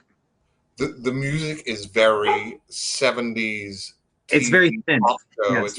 It's very Kojak, something Yes. like that. So basically, I mean, sorry, go ahead. I didn't say anything. Oh, sorry, I thought you said something. Nope. So basically, we have a lieutenant, or his name's Fred, I believe. He's interviewing a landlady, a, Yes, land- Mrs. Weisberger. a landlady who likes to talk a lot. Listen, this landlady is the stereotypical New York Jewish landlady. She has the rollers in her hair. Yes, exactly. Every movie or every stereotype you can put on a character is embodied in this woman, and I love her. So you're saying so far the movie's very authentic. 100% so far. Feel and yes, 100%.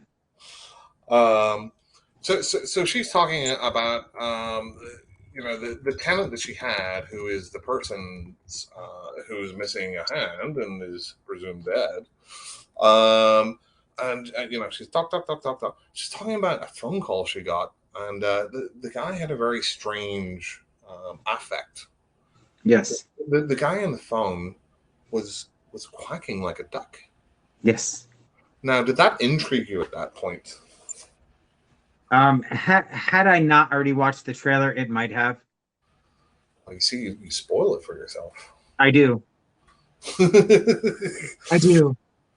So the Fred Lieutenant, he is just like he can't stand this woman. She's talk. Next scene, we have a lady, very dangerously on her bike in New York City, cycling on the street. Which that's a death sentence, I think, pretty much anyway. 100%. Yeah. Why would you bicycle in a city? Well, especially New York City. Right? But she has a slight bike malfunction, and she accidentally basically kind of scrapes the side of this car. She's very apologetic to the guy that's in it. She says she's sorry. She was thinking about Boston, so she crashed. Many times you've crashed your car thinking about Boston, but I think it's fairly. It happens to a lot of us. Oh, I'm sure it's more common than we know. But the guy is not very happy that she's just scratched his nice car. Our, Right. our our next scene has her on the Staten Island ferry. So let me ask you a question about this scene because I don't know if it's just my ignorance, but when they show the shot of the ferry, Yep. there's a flag on it, Mm-hmm. right? There is a green flag. What is that flag? Do you know? Um, No. I don't. I'm wondering. It bothered me for some reason. It's the green flag of Staten Island. Is that what it is? So she's on the Staten Island ferry, and she just happens to see that red car that she crashed into, where the guy was being Yes. a dick to her. Right. So because she crashed into his car, and he wasn't happy about it, she decides to take revenge. Yes, she decides to vandalize the car. Right. So she jumps into the car and starts writing on the windshield from the inside. In lipstick or something, right? Yeah, it was shit. Oh, I was it don't shit? know.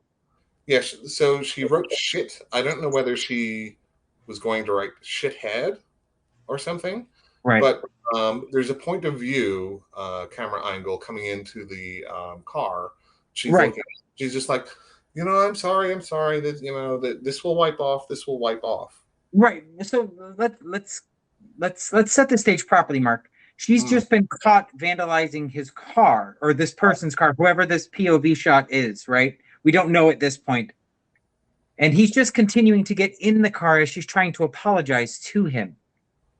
right. And we can assume it's not the guy that owns the car, though. Well, at this point, you can't really assume that. We don't know.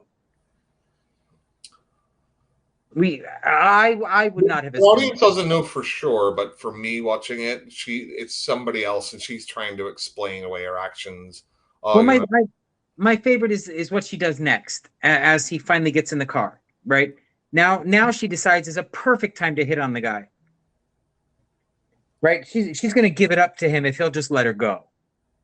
Right. She makes it very evident that she will just sleep with him as long as he makes it okay. I mean, New York, 1980s, man. Maybe it's my age and my innocence. I did not realize that was so um that was happening so often. Well, it does if you're in a Lucio Fulci movie. Well, I'm sure it does. But the person that gets into the car doesn't really talk to her, does he?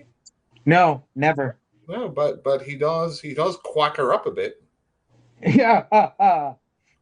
So let's just talk about some of the violence in this movie. We'll start with this one. Let's talk about this kill scene because this is one of the most ridiculous kill scenes I've seen. Go ahead. So she now realizes that she made a mistake by hitting on this gentleman, right? Mm-hmm. And she decides she's going to try and open the door. The door doesn't open because she's up against the bulkhead or whatever it is that she's hitting, the next car, whatever. So she's going to try and climb out. Meanwhile, he's pawing at her, trying to get her. And she's trying to climb out. However, given that she's a petite woman, she had plenty of room to just turn around and kick this guy in the face, but she chooses not to. So similar to Halloween 2018 with the kid on the fence. You mean correct? 100% correct. That is a great comparison. Yes, that is a great comparison. With the exception of now he's got her back in the car, and he decides he's going to cut on her breast. Not just her breast. Oh no, but that's where he starts. Yeah, right. Mm-hmm. Right. So he's going to dig into her breast, and she's not fighting anymore. She's just sitting screaming. Right.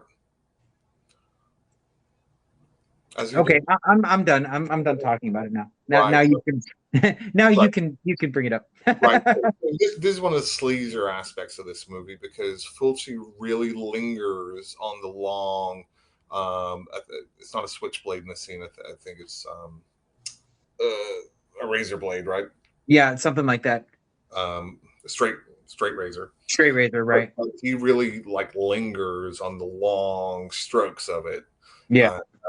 Her screaming and the blood, blah blah blah. So, so she's dead. She's dead now. Our next scene is with the most empathetic coroner. I love the coroner You have ever heard in your life. So I wrote this down because do you know where the killer started cutting from? Do you remember the phrase that he used? I do not know. So this wonderful, kind, empathetic coroner is telling Fred, our cop, oh, he stuck it up her joy trail. I do not remember that line. Okay. So that's the nice vibe you get from this coroner. So Well, he, my favorite line in this scene was from the coroner where the cop asks him, "Are you sure?" And he says, "I would bet my dentures." well, I bet my dentures on it. I thought that was a fantastic line, and I probably would have said the same thing were I in his place. And the coroner mentions that there was another murder recently, and the detective is okay. Well, maybe these two are connected. Oh But well, yeah, because this is the part. Is this the part in the movie where he hears the duck voice thing again and says, "Where have I heard that before?" that is the exact part. But I wanted to Okay. mention a little part before that because Okay. they said that there was another blood sample that they found, and they believe it was the killer's. So Yes. they used their wonderful New York technology to determine from a blood sample that he was 28 to 30 years old and lived in New York all his life. Jim, do you know how they did that? I'm assuming it's some fancy DNA test. In 1982? Sure, why not? Like, how can you tell from a blood test where somebody's lived? It's Ancestry, 100%. Ancestry.com. It was around back then. I'm convinced. Right. So again, they bring up the quacking and our erstwhile, sorry, so Lieutenant Yeah. Fred is like quacking. Where have I heard that before? Yes, We're just that talking is your to a woman at least not even more than a day ago. I'm sure. right. Time. This is where you get your first glimpse into the intellectual power that is this lieutenant. So that's a great segue. So Well, actually, before you, yep. there's one line I made a note about that I thought was the sickest burn I've ever heard in a movie. I didn't note where it came from, but I know it happens in the police station. And one of the cops says, "You've got the brain of a chicken." How do you come back from a burn like that? You got the brain of a duck. Not anymore. Not after seeing this movie. You see? You see what I did there? Yeah, I do. I do. So he can't remember where he heard somebody talking about quacking before because that's Right. Because at very this point, normal. at this point, he's completely forgotten about Mrs. Weisberger. Right. Nobody even cares about her anymore.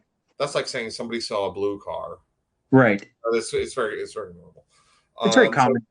So although Lieutenant Fred mightn't be the sharpest knife in the block, he does go to a certified genius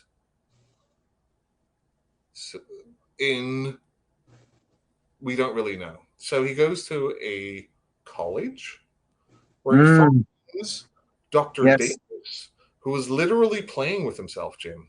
Yes, I know. He's and he beeps at himself when he puts the pieces on the board. Mm-hmm. He's extremely humble. Oh, totally humble. Too. As one of my friends at work has now gotten everybody in the habit of saying humble mode on with that one. Right. I mean, lieutenants, we could really use your expert help, although again, it's never really said what he's an expert in trying to find this serial killer. And he's like, how much money do you have to pay a genius to do that? Right. He's real nice. And he's like, I'm too busy, Lieutenant, but he's sitting there playing with himself. Right. Although I will say he does have a pretty impressive beard. It's a pretty good 80s beard. That's a pretty decent beard, I will say. Now we have more of our wonderful 42nd Street. We're on to the porn theater. Yes, let's go. Now, those actually were a thing. I don't know if yes. Believe it or not, we actually had one here in this town I live in. How much did they pay you, Jim? Oh, that's a secret I'll never tell. Oh, okay. Yeah. Sorry. Are we still in the podcast? Yeah, So we have a mysterious woman with a tape recorder who is enjoying this live sex show.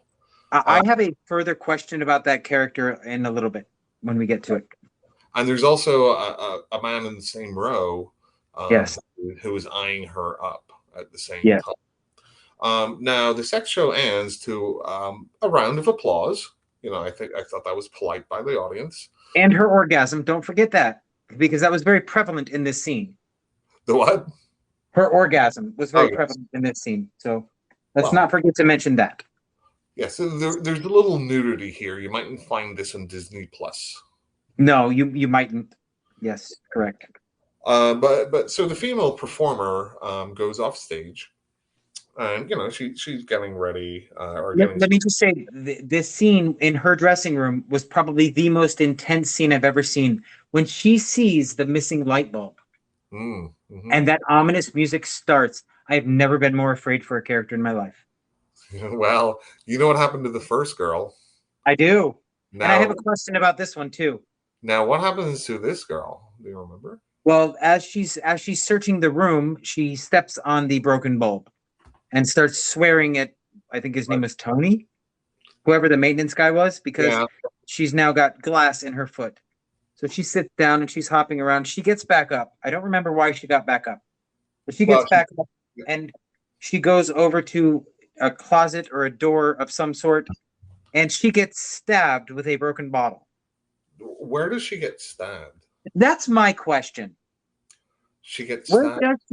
Because so let me set this up, right? She gets stabbed, she falls over dead, right? After he's brutalizing her with this bottle. Now, mind you, she's in nothing but a little silk bathrobe. Right. There's no blood anywhere above her crotch. Right. So you have to assume at this point she's been stabbed in the vajayjay. She was stabbed in her joy trail.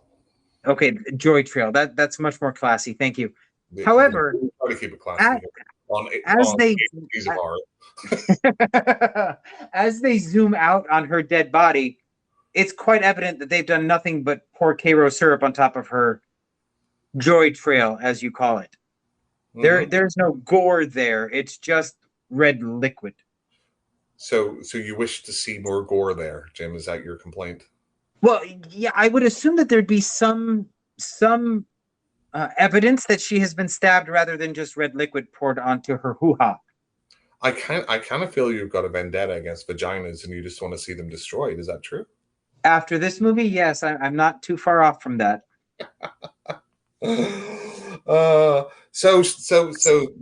Here's our now third victim, right, to the New York Ripper. Now our lieutenant gets a phone call, or what we would assume his wife gets a phone call. No. She has one of the best lines in cinematic history in here, and it's a meme too. This one's very famous. So please enlighten us and tell us what this. So let's set the scene. So there is a topless woman in the bed with our lieutenant, which you've got no context on in these type of TV shows, TV movies of cops. It's the wife, right? I'm like, well, he's a little bit older than she is. That's a little strange, but sometimes that happens in the movies. A little bit. You had a problem with a 60-year-old man having an adolescent child, and you call this a little bit of an age difference?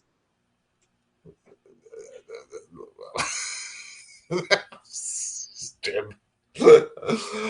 I hope you're referencing Halloween 2018 when you're talking. I 100% am referencing Halloween 2018. Yeah, but again, it's frame. There's nothing in the framing of the shot or how she answers the phone. Yeah, there's no setup. You have no idea who this woman is. Anything else, but it is revealed that she's actually, he's a very good lieutenant in the New York Police Department, and she's a prostitute. Right. So the meme-worthy line is that he's like, "Hey, can you make me some coffee?" And she's like, "Make you some coffee? I'm a prostitute, not your wife. Now that is a good line, Jim. It is that was the best comeback I've probably ever heard on camera. It was done very, very well. I love that line. Uh, it was good. So the phone call is, and there's no explanation about how the quacking killer Ripper knows where the lieutenant is, right? But Right. he gets a call, and basically this goes on throughout the movie where he gets calls from the killer who's just taunting him like, quack, quack, quack, you're a fucking idiot. You can't get Right. me, quack, quack, quack. I can't do the duck thing. Can you do the Donald Duck thing, Jim? I haven't done it in years. Why don't you give it a try? Come on now. Okay, hold on. Let me prepare. Right. Oh, there you. That's close. Are you going to kill me? After watching this movie, I just might. Be careful. Okay, so we now have a new scene where we have the sleazy woman from the live sex show who was doing the audio tape of it, and her name's Jane, and she's actually giving her husband these tapes. It seems that they have some sort of agreement, right? Where she can kind of go live in the wild side, but she will supply him with tapes of the sounds of people having sex. Right. Which, you know what? Hey, they're both adults, and yeah, they're happy with it. Good on them. Yeah, who cares about that? But now Jane goes to a pool hall, and Jim, I would like you to describe the scene in the pool hall. I have a question about the scene in the pool hall. Let's set this up, right? So she's at the pool hall and she's sitting there. I don't remember why she went to the pool hall. Because I don't know why she's there, but she is again clad in an overcoat and her underwear. So she's sitting at the table, and these gentlemen, she's watching these guys play pool. And I'm assuming fantasizing about them at some point because there's a lot of ass and crotch shots. Right. So two of these men notice her, and they come over, and they start talking to her. And one of them begins to assault her with his foot. His gross foot, Jim. No, he didn't call it his gross foot. What did he call it? Gross. His foot would look gross to me. All feet are disgusting, but he called them golden toes or something. Something stupid like that. Yep. So I have a question. I really need you to answer this for me because I'm going to be 100% honest. I fell asleep during this part of the movie. Jim, how dare you do that to our... I just need to know what happened to the woman that was sexually assaulted by the foot. She basically runs away. They kind of laugh because it's weird. I think that she right. So I got that she ran away, but I thought maybe I had slept longer than just a couple minutes because she ran away, and then I don't ever remember seeing that character again in the movie. No, she is back in the movie. Okay, so I did miss something. Right. Okay, that's the question I had. I didn't recall her being involved much after that scene. So I was like, what purpose does she serve here? She will serve a purpose. Okay, I'll let you fill me in on that. That was my big burning question for this film. Because as much as I loved it, I couldn't bring myself to rewind it and watch the part that I fell asleep during. Okay. We will just move on then. Yes, so the next scene we have is the same creepy guy that was in the front row of the sex show with Jane. He's on the subway. Yes. Right. And there's a girl there whose name is Faye. Yes. And he basically is creepy. She runs out. He runs after her, and she gets stabbed. So, before you go too far, because you're kind of glossing over this part of it, I have a question for you. In this scene where she's running away, she runs past a movie house. Yes, she runs into a movie house. Sorry. What movie is on the marquee? I do know, but I don't remember. An American Werewolf in London and Nighthawks. That's right. Yeah, so she gets chased into the movie theater, and Oh, right. Yes, yes, yes, yes. right, Yep. and she is basically dead as far as we know. But nope, it's a dream. So the first attack was real, but she passed out from the Mhm. in her leg, Right. and she imagined the rest of it. Okay. I thought, I thought there's some good shots in this. She's Yeah, in the I do agree. This sequence where she's running oh, that's right, because he reaches arms reach up from between her legs, and then right. she wakes up. That's right. Okay. So I thought there were some good sequences in this whole I'll call it an episode, where Faye's being chased. I thought that was really well done. I did. I will give you props on that. And even the next scene, I thought even the intro of the scene is very good, where she's laying in the hospital bed. Yeah. He thinks there's somebody coming from outside, and it's shot, in that way where somebody's coming, and there's a reflection on the doorknob of Hmm. her, and it's kind of upside down because it's reflected, Right. which I thought was nice. So, there's a lot of tension build up. Is it the killer? Yeah. Is he coming back off to finish the job? Right. And then door opens. It's only her boyfriend. Darn. Uh, Who now, is so at this point, you are now introduced to the most milquetoast character I've ever seen in a movie. There is nothing memorable about this guy at all. Anyway, uh, continue. I think his name is it Peter. I don't remember. Well, let's just call him boyfriend until I catch up with my notes in case. Yeah, exactly. Call him boyfriend. That's fine. But So, he so is. You have to admit, at this point in the film, he's very milquetoast. There's nothing memorable about this guy at all, he except for the fact that for some reason she can't call him by name. She just continues to call him darling. but he is a nice guy though, because she has to confess. Well, yes, yeah. He does appear to be a nice guy. He is the nice guy. Right, that in her dream she thought it might have been him, and Right. she really needed to tell him, get that off her chest, because that's very important. Because darling, I'm so sorry. Darling, Darling. darling, can you forgive me for having a Yeah. dream? At this point, the amount of times she called him darling, I wanted to punch her in the face. Darling. But at this point, since she's been attacked by what we assume is a New York Ripper, Right. she was able to give somewhat of, an ID. Hey, Right. this is the guy. He's kind of, they got the description of him, but probably the most important part is that he's missing two fingers and one of his hands. Well, okay, so I do have a question about that too, right? So we'll talk about it when you get further down the line. But I have a question about his hand. But here's something which will blow your mind. Hmm. Could be Michael Myers after he gets his fingers blown off by Laurie, who's killing these people. That doesn't blow my mind, and you'll know why when I ask you my question when we get further down the line. Okay, but okay, now we come back to Jane, right? Right. So this is where you don't remember her coming. Correct. Yeah, this is the part where I lose focus on Jane. So Jane is basically picked up by the guy with the two missing fingers. Okay. Takes her back to a motel or hotel room, or it might be his room. No, it was a hotel room, and he ties her to the bed.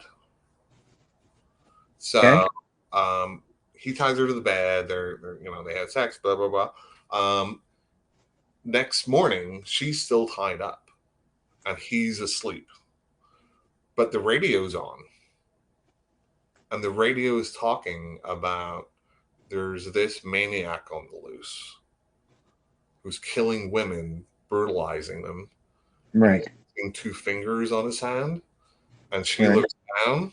She's tied to the bed, and the guy is missing two fingers on his hand, which I thought was a very good way of making it tense for the character. That now I know, but I'm tied up. Right. He's still sleeping. She manages to get out of her ropes. Now she tries to escape the hotel, but she's very bad at finding her way out of the hotel. Um, she eventually gets killed. Poor Jane gets Okay, killed. so yeah, that must be the point where I fell asleep then, because I don't remember any of that. So So I just wanted to know if Jane died. That's all. right. So here's why she's important. Because she had her tape recorder going for her husband while she was having sex with this other guy. Oh, So right. from the tape recording, they figure out who it is. Okay. So I don't know if they specifically said that they got his name from the tape, but whatever, Right. they, Semantics. Yeah. they figure it out. So so and we keep on going back and forwards between these scenes and Dr. Davis and Lieutenant Fred. And Davis, I'm sorry, just is just the worst doctor as far as giving information. It's like, well, this guy, he's a peeper. Really? Okay, thanks. But he wants to get caught, and that's why he's so smart. Like, I have no idea what you're talking about. Um, okay, so they find out that the guy, where the guy was living, they start grilling the landlady for some reason about it, and the doctor's there grilling the landlady too. Uh, Well, I mean, don't police detectives generally take doctors on interrogations with them? right, Is that not common practice? and oh yeah, I'm sorry. He's also ends up grilling Faye Hmm. too, and the boyfriend just keeps on mansplaining stuff to Faye, even though he says you've got an But IQ of 180. but darling, Do you know? So Faye has an IQ of 180. right? You know what Einstein's IQ was? I do not. They think about 160. Oh, and this genius. Okay. Anyway, I won't say what I was going to say because that would spoil the end of the movie. Continue. Um, okay, so they end up, and this is where it gets a little fuzzy for me, and I'd have to rewatch this again. Okay. Um, so Faye's in the house. She's in the boyfriend's house. The Yes. boyfriend has this weird doll room, uh, Yes. but Oh, she's kind of looking through the room. Like I'm not sure why she was doing that. I've got a note here. The lieutenant loves to smoke. Every scene is him smoking. oh, of course. So, okay. So with her going through the doll room, if I'm not mistaken, and tell me if I'm jumping in time in the movie because it did kind of run together a little bit. I thought that she discovered that room during the phone call at the boyfriend's house, or am I jumping to a different scene? Oh, it might have been. It might have been. Okay, Yeah, I might have gone up for a because second. I recall him yelling, "Don't go in there." Right, and Oh, and there was are, people are in the we are we hospital. at that are we at that point in your recap where she discovers the knife? No, not yet. Okay, so I am jumping ahead a little bit then. Okay, sorry Uh, about that. no, the next scene is where again the killer is taunting the lieutenant, but they set up a wiretap, Oh, okay, yes, yes, yes, yes. Yep, and I remember. they figure out it's like a phone booth. Um, for some of the audience, a phone booth used to be a thing that people got into and would put money into a phone, and then they would make a call. Right. And please expound on the advanced technology that the killer uses in this scene, please. So our genius killer is using a walkie-talkie. Mm. The best walkie-talkie, apparently, because there's no static at all. So he's actually in a room killing another girl. Mm. Now, this is probably one of the most infamous scenes in it because we have a razor blade, just a normal razor It's blade, so graphic. razor, and he's slicing her up. He's Mm. slicing her breast straight down the nipple. It's like he's cutting cake, for crying out loud. Well, Jeff or Jeff, Jim, is it like the Netflix series? Is it Cake? It appears that he's cutting cake, but it is not cake. It is probably a foam prosthetic. But he also cuts her eyeball. He does. Oh my God, that was painful to watch. And the reason I bring this up is that Lucio Fulci is very well known for not only having very close zooms into people's eyes as they're talking, he's also known for a lot of ocular trauma in a lot of his movies, horror movies, obviously. So that's a big thing for him. So if you like that, if I choose another Fulci one, you may not like some of the scenes in it. No, I did not. I did not hate that scene, but it was very painful to watch because I could empathize with that pain. Yeah, there is a lot of eyeball stuff with Fulci for some Yeah. reason. I don't know why. Oh, by the way, I meant to mention at the very start of the movie, after the coroner scene, Yes. whenever the lieutenant is talking to his boss, and his boss is all, "Hey, you need to keep this quiet." That is actually Lucio Fulci, the boss. Oh, is it? Yeah. Mm-hmm. Oh, is that the one where they used a special moniker for him? What was it? Hold on. I wrote it down. I did. The big chief person. Right. That is what they called him. The big chief person. That's a very apt title for him, I think. Yes. I was very impressed by that title that they gave him. The big chief person. That's what I'm going to get people to call me from now on.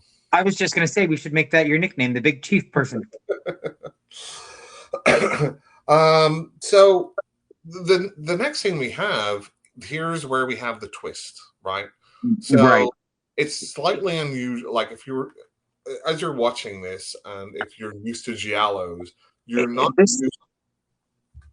used to the murderer being on screen halfway through the movie. Right. So Mickey, I believe his name is, the guy with missing two fingers. Yes. He is in fact not the killer, even though he tried to kill Faye. Right. He did, but they did explain what purpose he served. Right. So he would procure the women for the killer. Correct. But that's a twist right there. Right. Which again, in a normal giallo, you just would not see the person till the end, which is the same here. But this is where they throw you the curveball. They do, and it comes completely out of left field. I was like, oh, so we're doing this now. Okay. Right. And now there's a change of scene to a hospital. And there's a little girl in the hospital. She's missing an arm.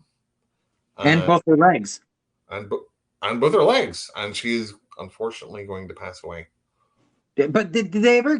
I mean, I know they gave the disease a name, but I didn't bother because and all of my academic research, I did not bother to write down the name of the disease they said she had that caused her to have her extremities amputated. Yeah, let me have a look here. It was like leukemia. I don't think it was. Do they cut off body parts if you suffer from leukemia? No. Okay. No, it was like an L word, like leukemia. Yeah, there was a symptom, or not a symptom, but a very long name that I did not write down.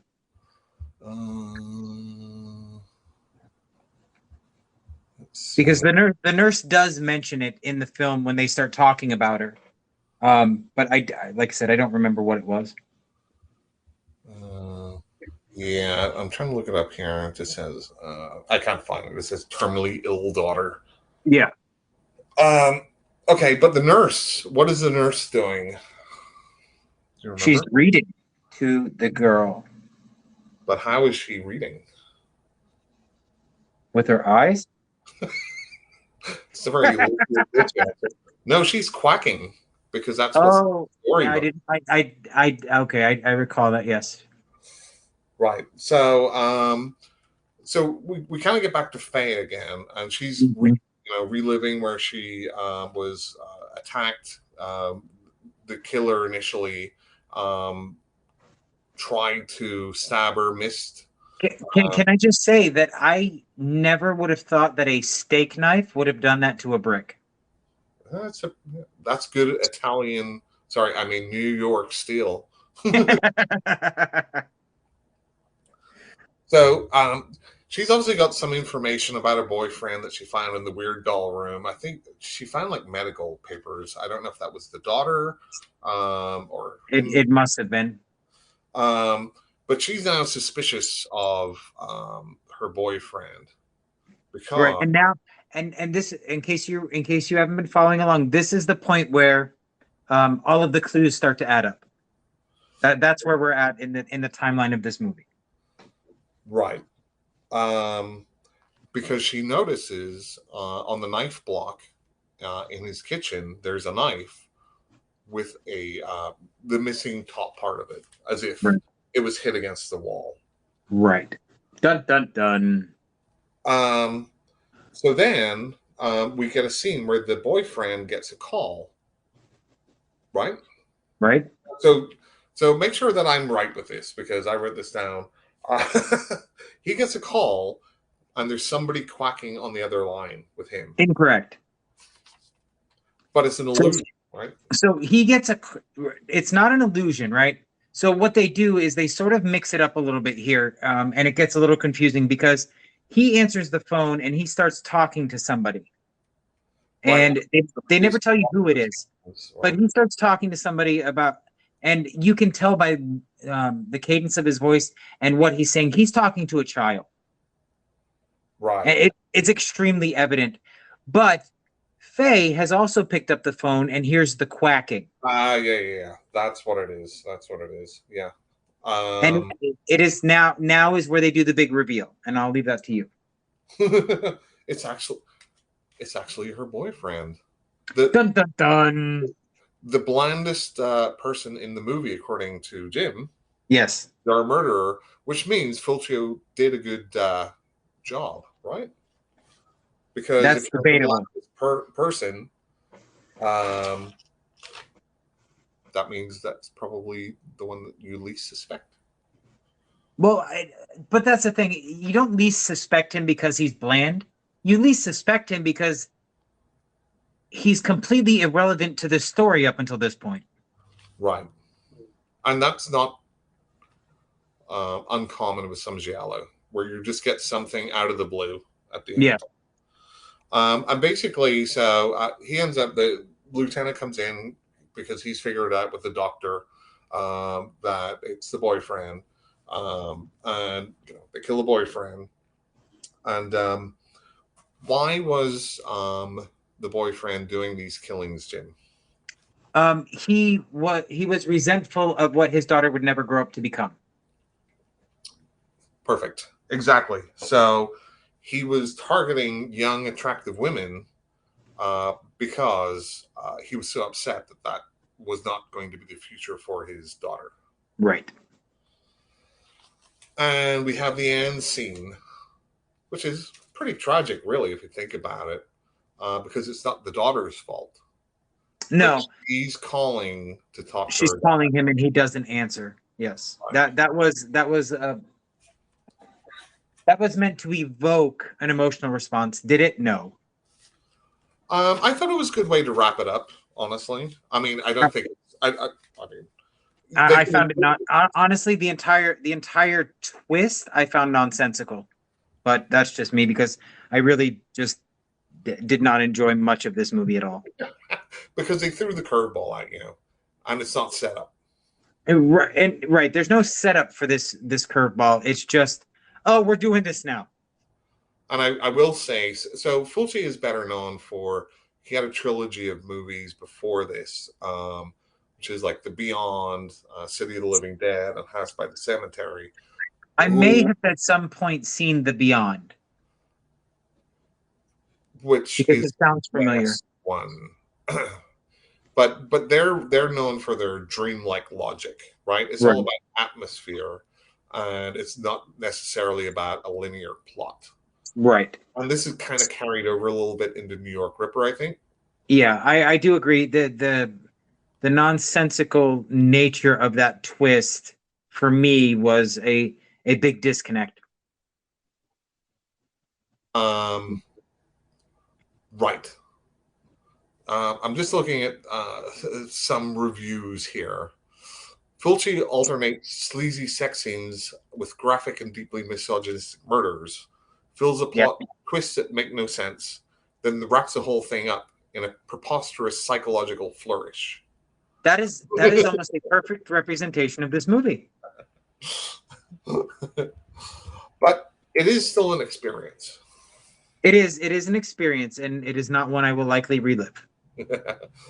So, Mark, yep. you were tasked with something last week, and I want to know if you did your homework. Was I? Yes, you were. We were supposed to come up with a rating scale. Oh, okay. Yes. Okay, so for Halloween, that's right. Yes. Thanks for reminding me. How many pumpkins out of 10 would you give Halloween 2018? I'd go with a solid 7. I would go with a 5. Yeah, that's not surprising. And how many ducks out of 10 would you give for New York Ripper? 2. I would give it a 5. 2. I'm sticking with a 2. Yeah. Again, I've got different expectations for different levels of movies. Yeah, and that's 100% accurate. And this was my first foray into the giallo subgenre, I guess maybe you'd call it. And there's better ones out there, definitely, like some of the Argento stuff, like Profundo Russo, things like that, which are definitely better. But again, right. I just wanted to pick something a bit sleazy, a bit out of the mainstream. And it accomplished exactly what you wanted it to. Like, there were many times in this movie that I was physically uncomfortable, which is exactly what a movie should do. It should take you out of your comfort zone, and it does. It is successful in that regard. Right. Did Ray watch this with you, or did you just watch it? No, he went to sleep. Wisely, he went to sleep before this movie started. Okay. I think we've beaten that dead duck for long enough. Yes. Do you want to talk about anything else you've watched this week? I do have some notes. Oh. How about you? I've got a few things I watched. Yeah. Okay. So the first thing I watched was Boo Bitch on Netflix. So this is a short episodic feature. It's 30 minutes per episode, where they try to be like Buffy the Vampire Slayer. You know, it's a little. They try to have that sarcastic best friend buddy comedy thing going on. It's basically you have these two losers in high school, these two friends that have been friends forever and just sort of skated through. And never really accomplished anything, that now decide that for their last month of their senior year, they're going to live their best life. Well, on their way home from their first high school party, there is a car accident. And one of them is dead. But they don't tell you who until the very last episode. But anyway, this entire series just fell flat. They tried to capture charm and wit, but it wasn't that the acting was bad. It wasn't that the script was bad. It just didn't come together as a cohesive unit. It didn't meld to accomplish what they wanted. So, not a recommend. Not at all. No, I mean, if you want just something stupid that you don't really have to pay attention to, it'd be okay. Or if you have kids around, well, let me say teenagers, not kids. Teenagers, because there's some language in it and a lot of drinking. It would be okay for them to watch, but it's not going to be something that a horror fan's going to want to see. Right. Ask me about my thoughts on Buffy. What are your thoughts on Buffy? As far as the TV series, I've never seen it. Okay, well, that's fair because you don't do TV much. What about the movie? I saw the movie a long, long time ago, like when it first came out, and I have no memory. It's Kirsty Swanson, I believe. Kirsty Swanson, yes, she is Buffy. That's I don't. Really I have to say, the movie itself was my first conscious movement into horror comedy. and I thought it was really well done. So well done, in fact, that I refused to watch the TV show for 3 years because I thought they were going to ruin it. So what? But that was like late 80s, right? Yeah, I think it actually might even been early 90s. May have been late 89, like early 91, something like that. That was your first foray into... No, my first conscious foray. Like, I sought it out because it was a horror comedy. Oh. 80s were just full of horror comedies. Great ones, Well, too. yeah, and I did enjoy them all, but it was because I thought I was watching a horror movie, not because I was consciously looking for a horror comedy. Like, I didn't have a proper concept of horror comedy until I became older. Like, I still enjoyed them, but I didn't understand why I enjoyed them until I became much older. Yeah, we'll have to do some of those up next. Oh, yeah. Well, no, we already we already know what we're doing next. Soon. So I also watched the Resident Evil series on Netflix. I watched episode 1. I have watched so far half of episode 1. Yeah, I didn't watch much of episode 1 because I fell asleep during it. So yeah, the first half that I saw was just like, okay, nothing. Big weird Resident Evil caterpillar for some reason. Yeah, it was very Sci-Fi Channel-esque to me. Yeah, I mean, I'll probably watch a little bit more of it. We'll see how. Yeah, I'll give it more of a shot, but so far I'm not impressed with the whatever I've seen of it. So, did we? I don't think we mentioned on the last episode Stranger Things, did we? I don't know that we did talk about Stranger Things. Have you watched the entire season? I have.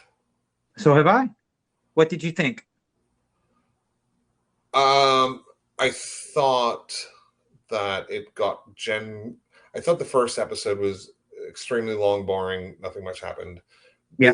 The next few episodes I thought were much better. Okay. There still felt like a lot of filler in it. Right. I thought there should have been more consequences. So this is the first season of Stranger Things where it took me a long time to get invested in the show. I did not feel a connection to this season like I did in past seasons, but towards the end of the show, I thought they did a really great job. Like I felt a lot for, I think her name is Sam, the redhead. Yes. I felt a lot for her and her character story by the final episode. Yeah, that was a really good character arc, I think, and I'm really interested to see where it goes. Yeah, I think there was so much filler. They didn't need the rest of stuff. I do agree, and it is formulaic at this point. They introduced another character, Eddie, that you genuinely like just to kill him. Yeah, kill the main character. Right, just like they did with Sean Astin, and like they did with Barb in season 1. But it seems to be a formula now, and maybe that's because we're approaching the end. Next season's supposed to be the last season, so maybe they're just trying to save up their interesting stuff for whatever is coming. It's plot armor around your original characters, which lowers the stakes. Yeah. Now, okay, well, I don't think anybody's really going to get hurt other than some ancillary characters around the side that you don't really care about. And there's another show that did the same thing. And I don't know if we talked about it or not. Did we talk about the last episode of The Boys last time? Yep. I don't know if we talked about it on the podcast, but no, I think we did. Yeah. It's just things where stakes are lowered. Yeah, there are no stakes, and it just destroys the entire gravity of the situation. Game of Thrones fell into that the last few seasons. Yeah, that's right. We did talk about that on the last episode. So let's skip that. And my next, what I've seen is We Summon the Darkness. We Summon the Darkness. It's a movie on Netflix. It is essentially fundamentalist Christians are going around killing people and making it look like satanic worship so that they can scare people back to the church. So is it a documentary then? Not quite.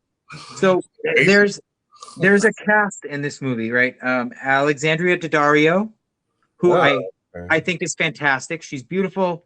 She's got those insanely crazy eyes. You know, she's she failed miserably in this movie, and it pains me to say that because I think so. She was in another show that I watched called "Why Women Kill" on CBS, and she plays a slow burn nutcase so well. Like the slow build up to her actually being insane and losing her mind.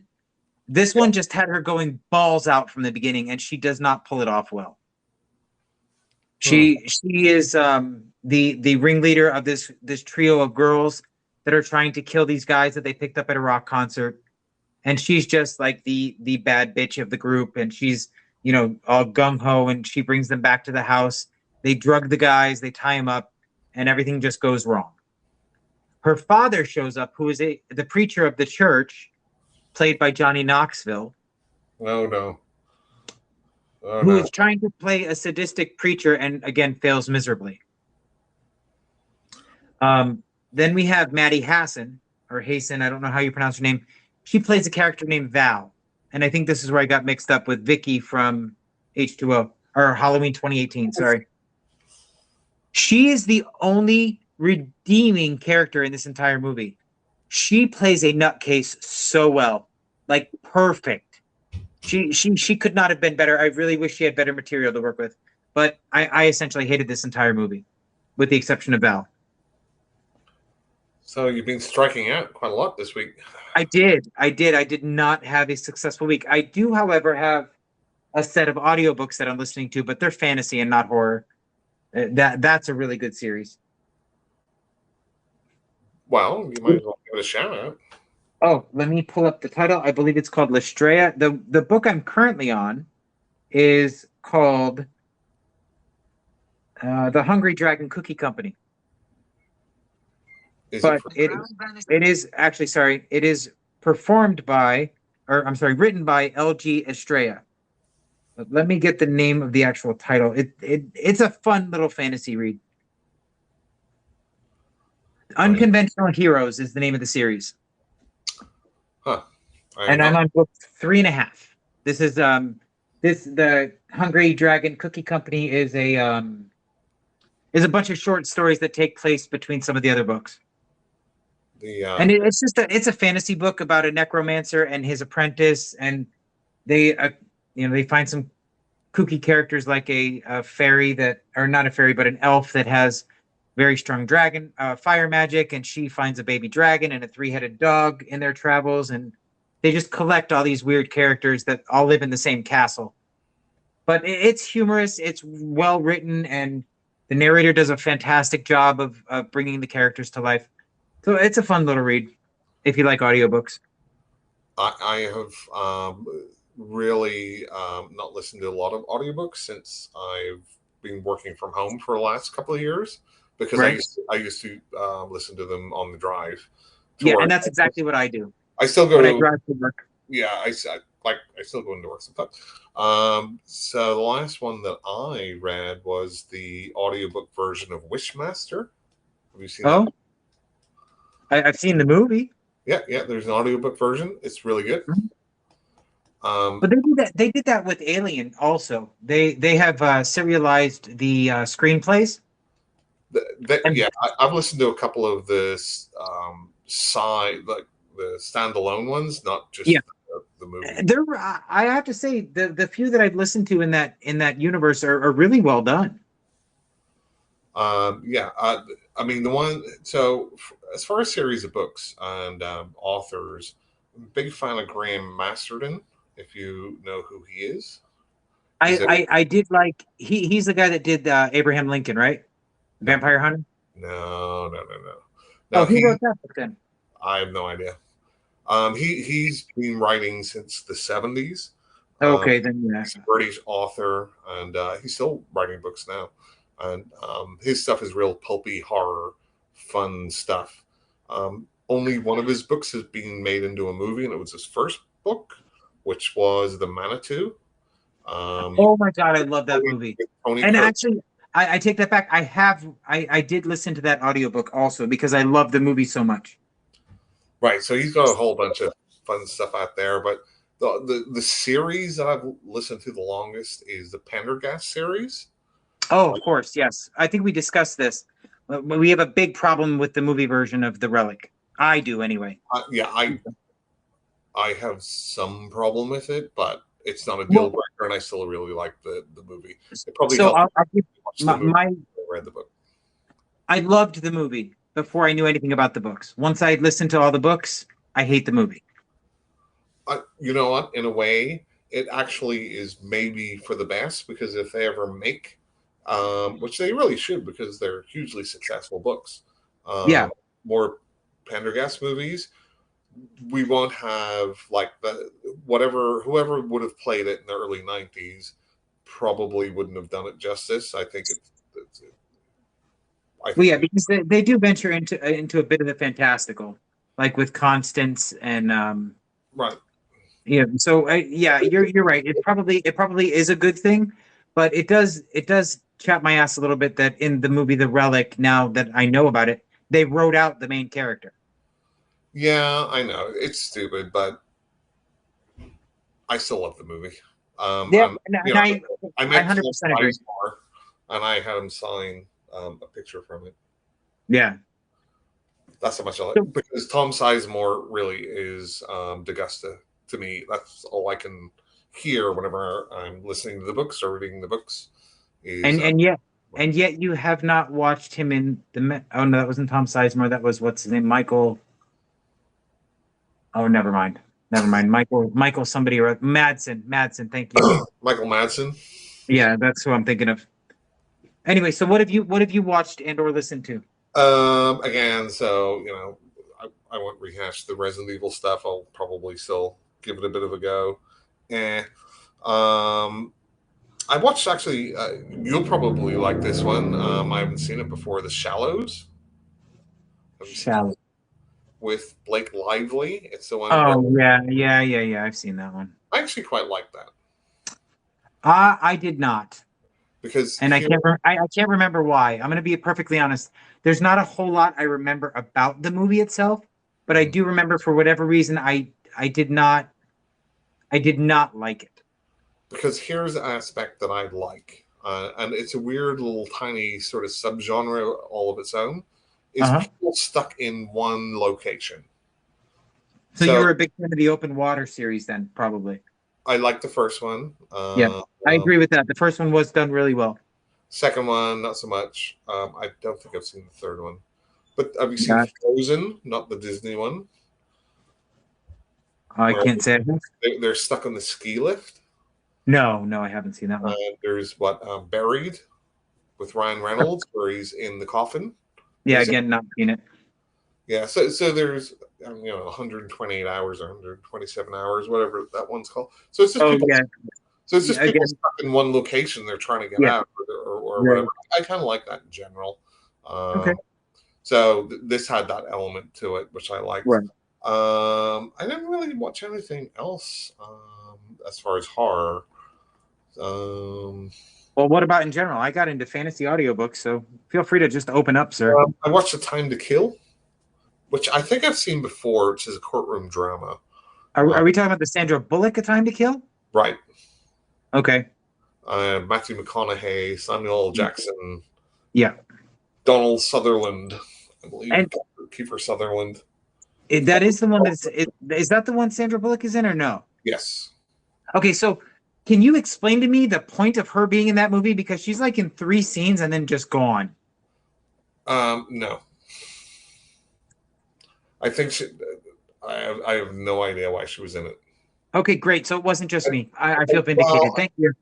yeah, I think she was put in it because she was kidnapped by the KKK to show what the stakes are for the other characters. I think that Right. was the point, but other than that, not much.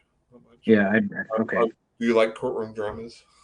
I do. I used to really enjoy courtroom drama stuff. Now though, I'm going more towards the lighthearted stuff than I am any of the heavy duty emotional stuff. Well, my favorite courtroom drama is Inherit the Wind Really? with Spencer Tracy. I will give you three guesses as to my favorite courtroom drama. 12 Angry Men. How did you do that? I Am Psychic. Psychotic, maybe. It was either But that yes, or that. To Kill a Mockingbird. Honestly, there's like Oh, To Kill a Mockingbird was amazing. I I loved that storyline ever since I read the book before I even saw the movie. well, it's weird. I've never read the book. I watched the movie a long time ago, and I kind of forgot about it. In my head, it was just a courtroom drama. When I Right. was watching it a couple of years ago, and like half the movie is like the kids and stuff, and I'm like, Yeah. I thought this was all a courtroom drama. Yeah, no. I don't care about these kids. Go away. Yeah. But the book is about Scout, the daughter. I'll take your word for that. Yeah, I can see why with the movie because Yeah. I'm like It I was was expecting Gregory Peck in the first 10 minutes to be in a courtroom, but no. Yeah, he's really just a supporting character to push her story along. It was required reading in my 9th grade English class. It's probably banned now. Probably. Yeah, but that's another podcast. Okay. Do you want to let our tens of listeners know what's up next if they've made it all the way through this This hour, extremely long episode? talking? Yeah. This rambling. Right. So for next week for our A flick, I have decided to travel back in time to one of my favorite movies. I'm going to pick Poltergeist, the original with JoBeth Williams and Craig T. Nelson. Excellent choice. See, I think the first couple of episodes, I've had criticisms. You've had criticisms of each other's movies. Although you do agree the Last Shark was much better than the Meg. So, do I? Do I really?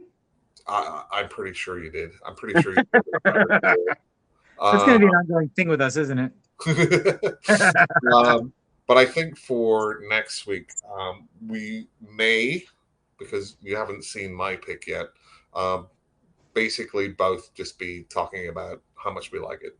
So I am picking the George C. Scott vehicle, The Changeling. And Jim, I believe you haven't seen that yet. And it's that is correct. I have not seen it yet, and I've been wanting to. So you're welcome. Yeah, I appreciate that. I look forward to seeing that because I not just because I think George C. Scott's a phenomenal actor, but I've actually read some stories about changelings, and it's always been fascinating to me. So I'm really interested to see how this plays out. Right, I'm kind of throwing you a bone here because this is a pretty well known one that's not some weird maybe Hong Kong or Italian movie you've never heard of. So I can be nice too. When? Well, I'm just being I nice. mean, I picked your favorite director, so I don't know what the problem is. You picked my favorite director? What? Who directed Poltergeist? Toby Hooper. Isn't he your favorite? No. I'm being sarcastic, Mark. I know you hate the guy. I don't hate him. I'm milquetoast about him. Well, there's that. Okay. So I think this is the end of today's podcast. Jim, I think so. Anything else?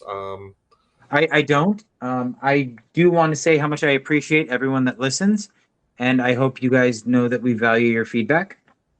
Oh, yes. Feedback's a great thing. The more feedback, if you have questions, if you have suggestions, if you want to come on and join us, just let us know, right, Jim? Oh, yeah, absolutely. Because I think Mr. Alderman is looking to call us out personally. So I think that might have to happen soon. Bring it on. Worst nightmare. Okay. Thanks very much, everyone. Jim, thanks very much. And we will talk to you next week. Yes, we will. Oh, sorry. Before we go, we have a Facebook page also. Well, we do. It's the A's and B's of Horror. Oh, my God. What is the name of the page? Is it just A's and B's of Horror podcast? To look that up now. Shit. I was woefully unprepared for this, sir. That's all right. We are a fledgling podcast. Yes, it is the A's and B's of Horror podcast. And don't you have a Gmail? There is a Gmail at the A's and B's of Horror. Oh crap! Hang on, I'm gonna have to cut this shit. My God, the A's and B's of Horror at gmail.com. And Jim is going to be checking that inbox frequently. Am I? Thank you for giving me that direction, sir. You're welcome. You Okay. sir, a giant dickhead, but thank you. Halloween sucks. Okay, thanks very much, everyone. And, Thanks, guys. Goodbye.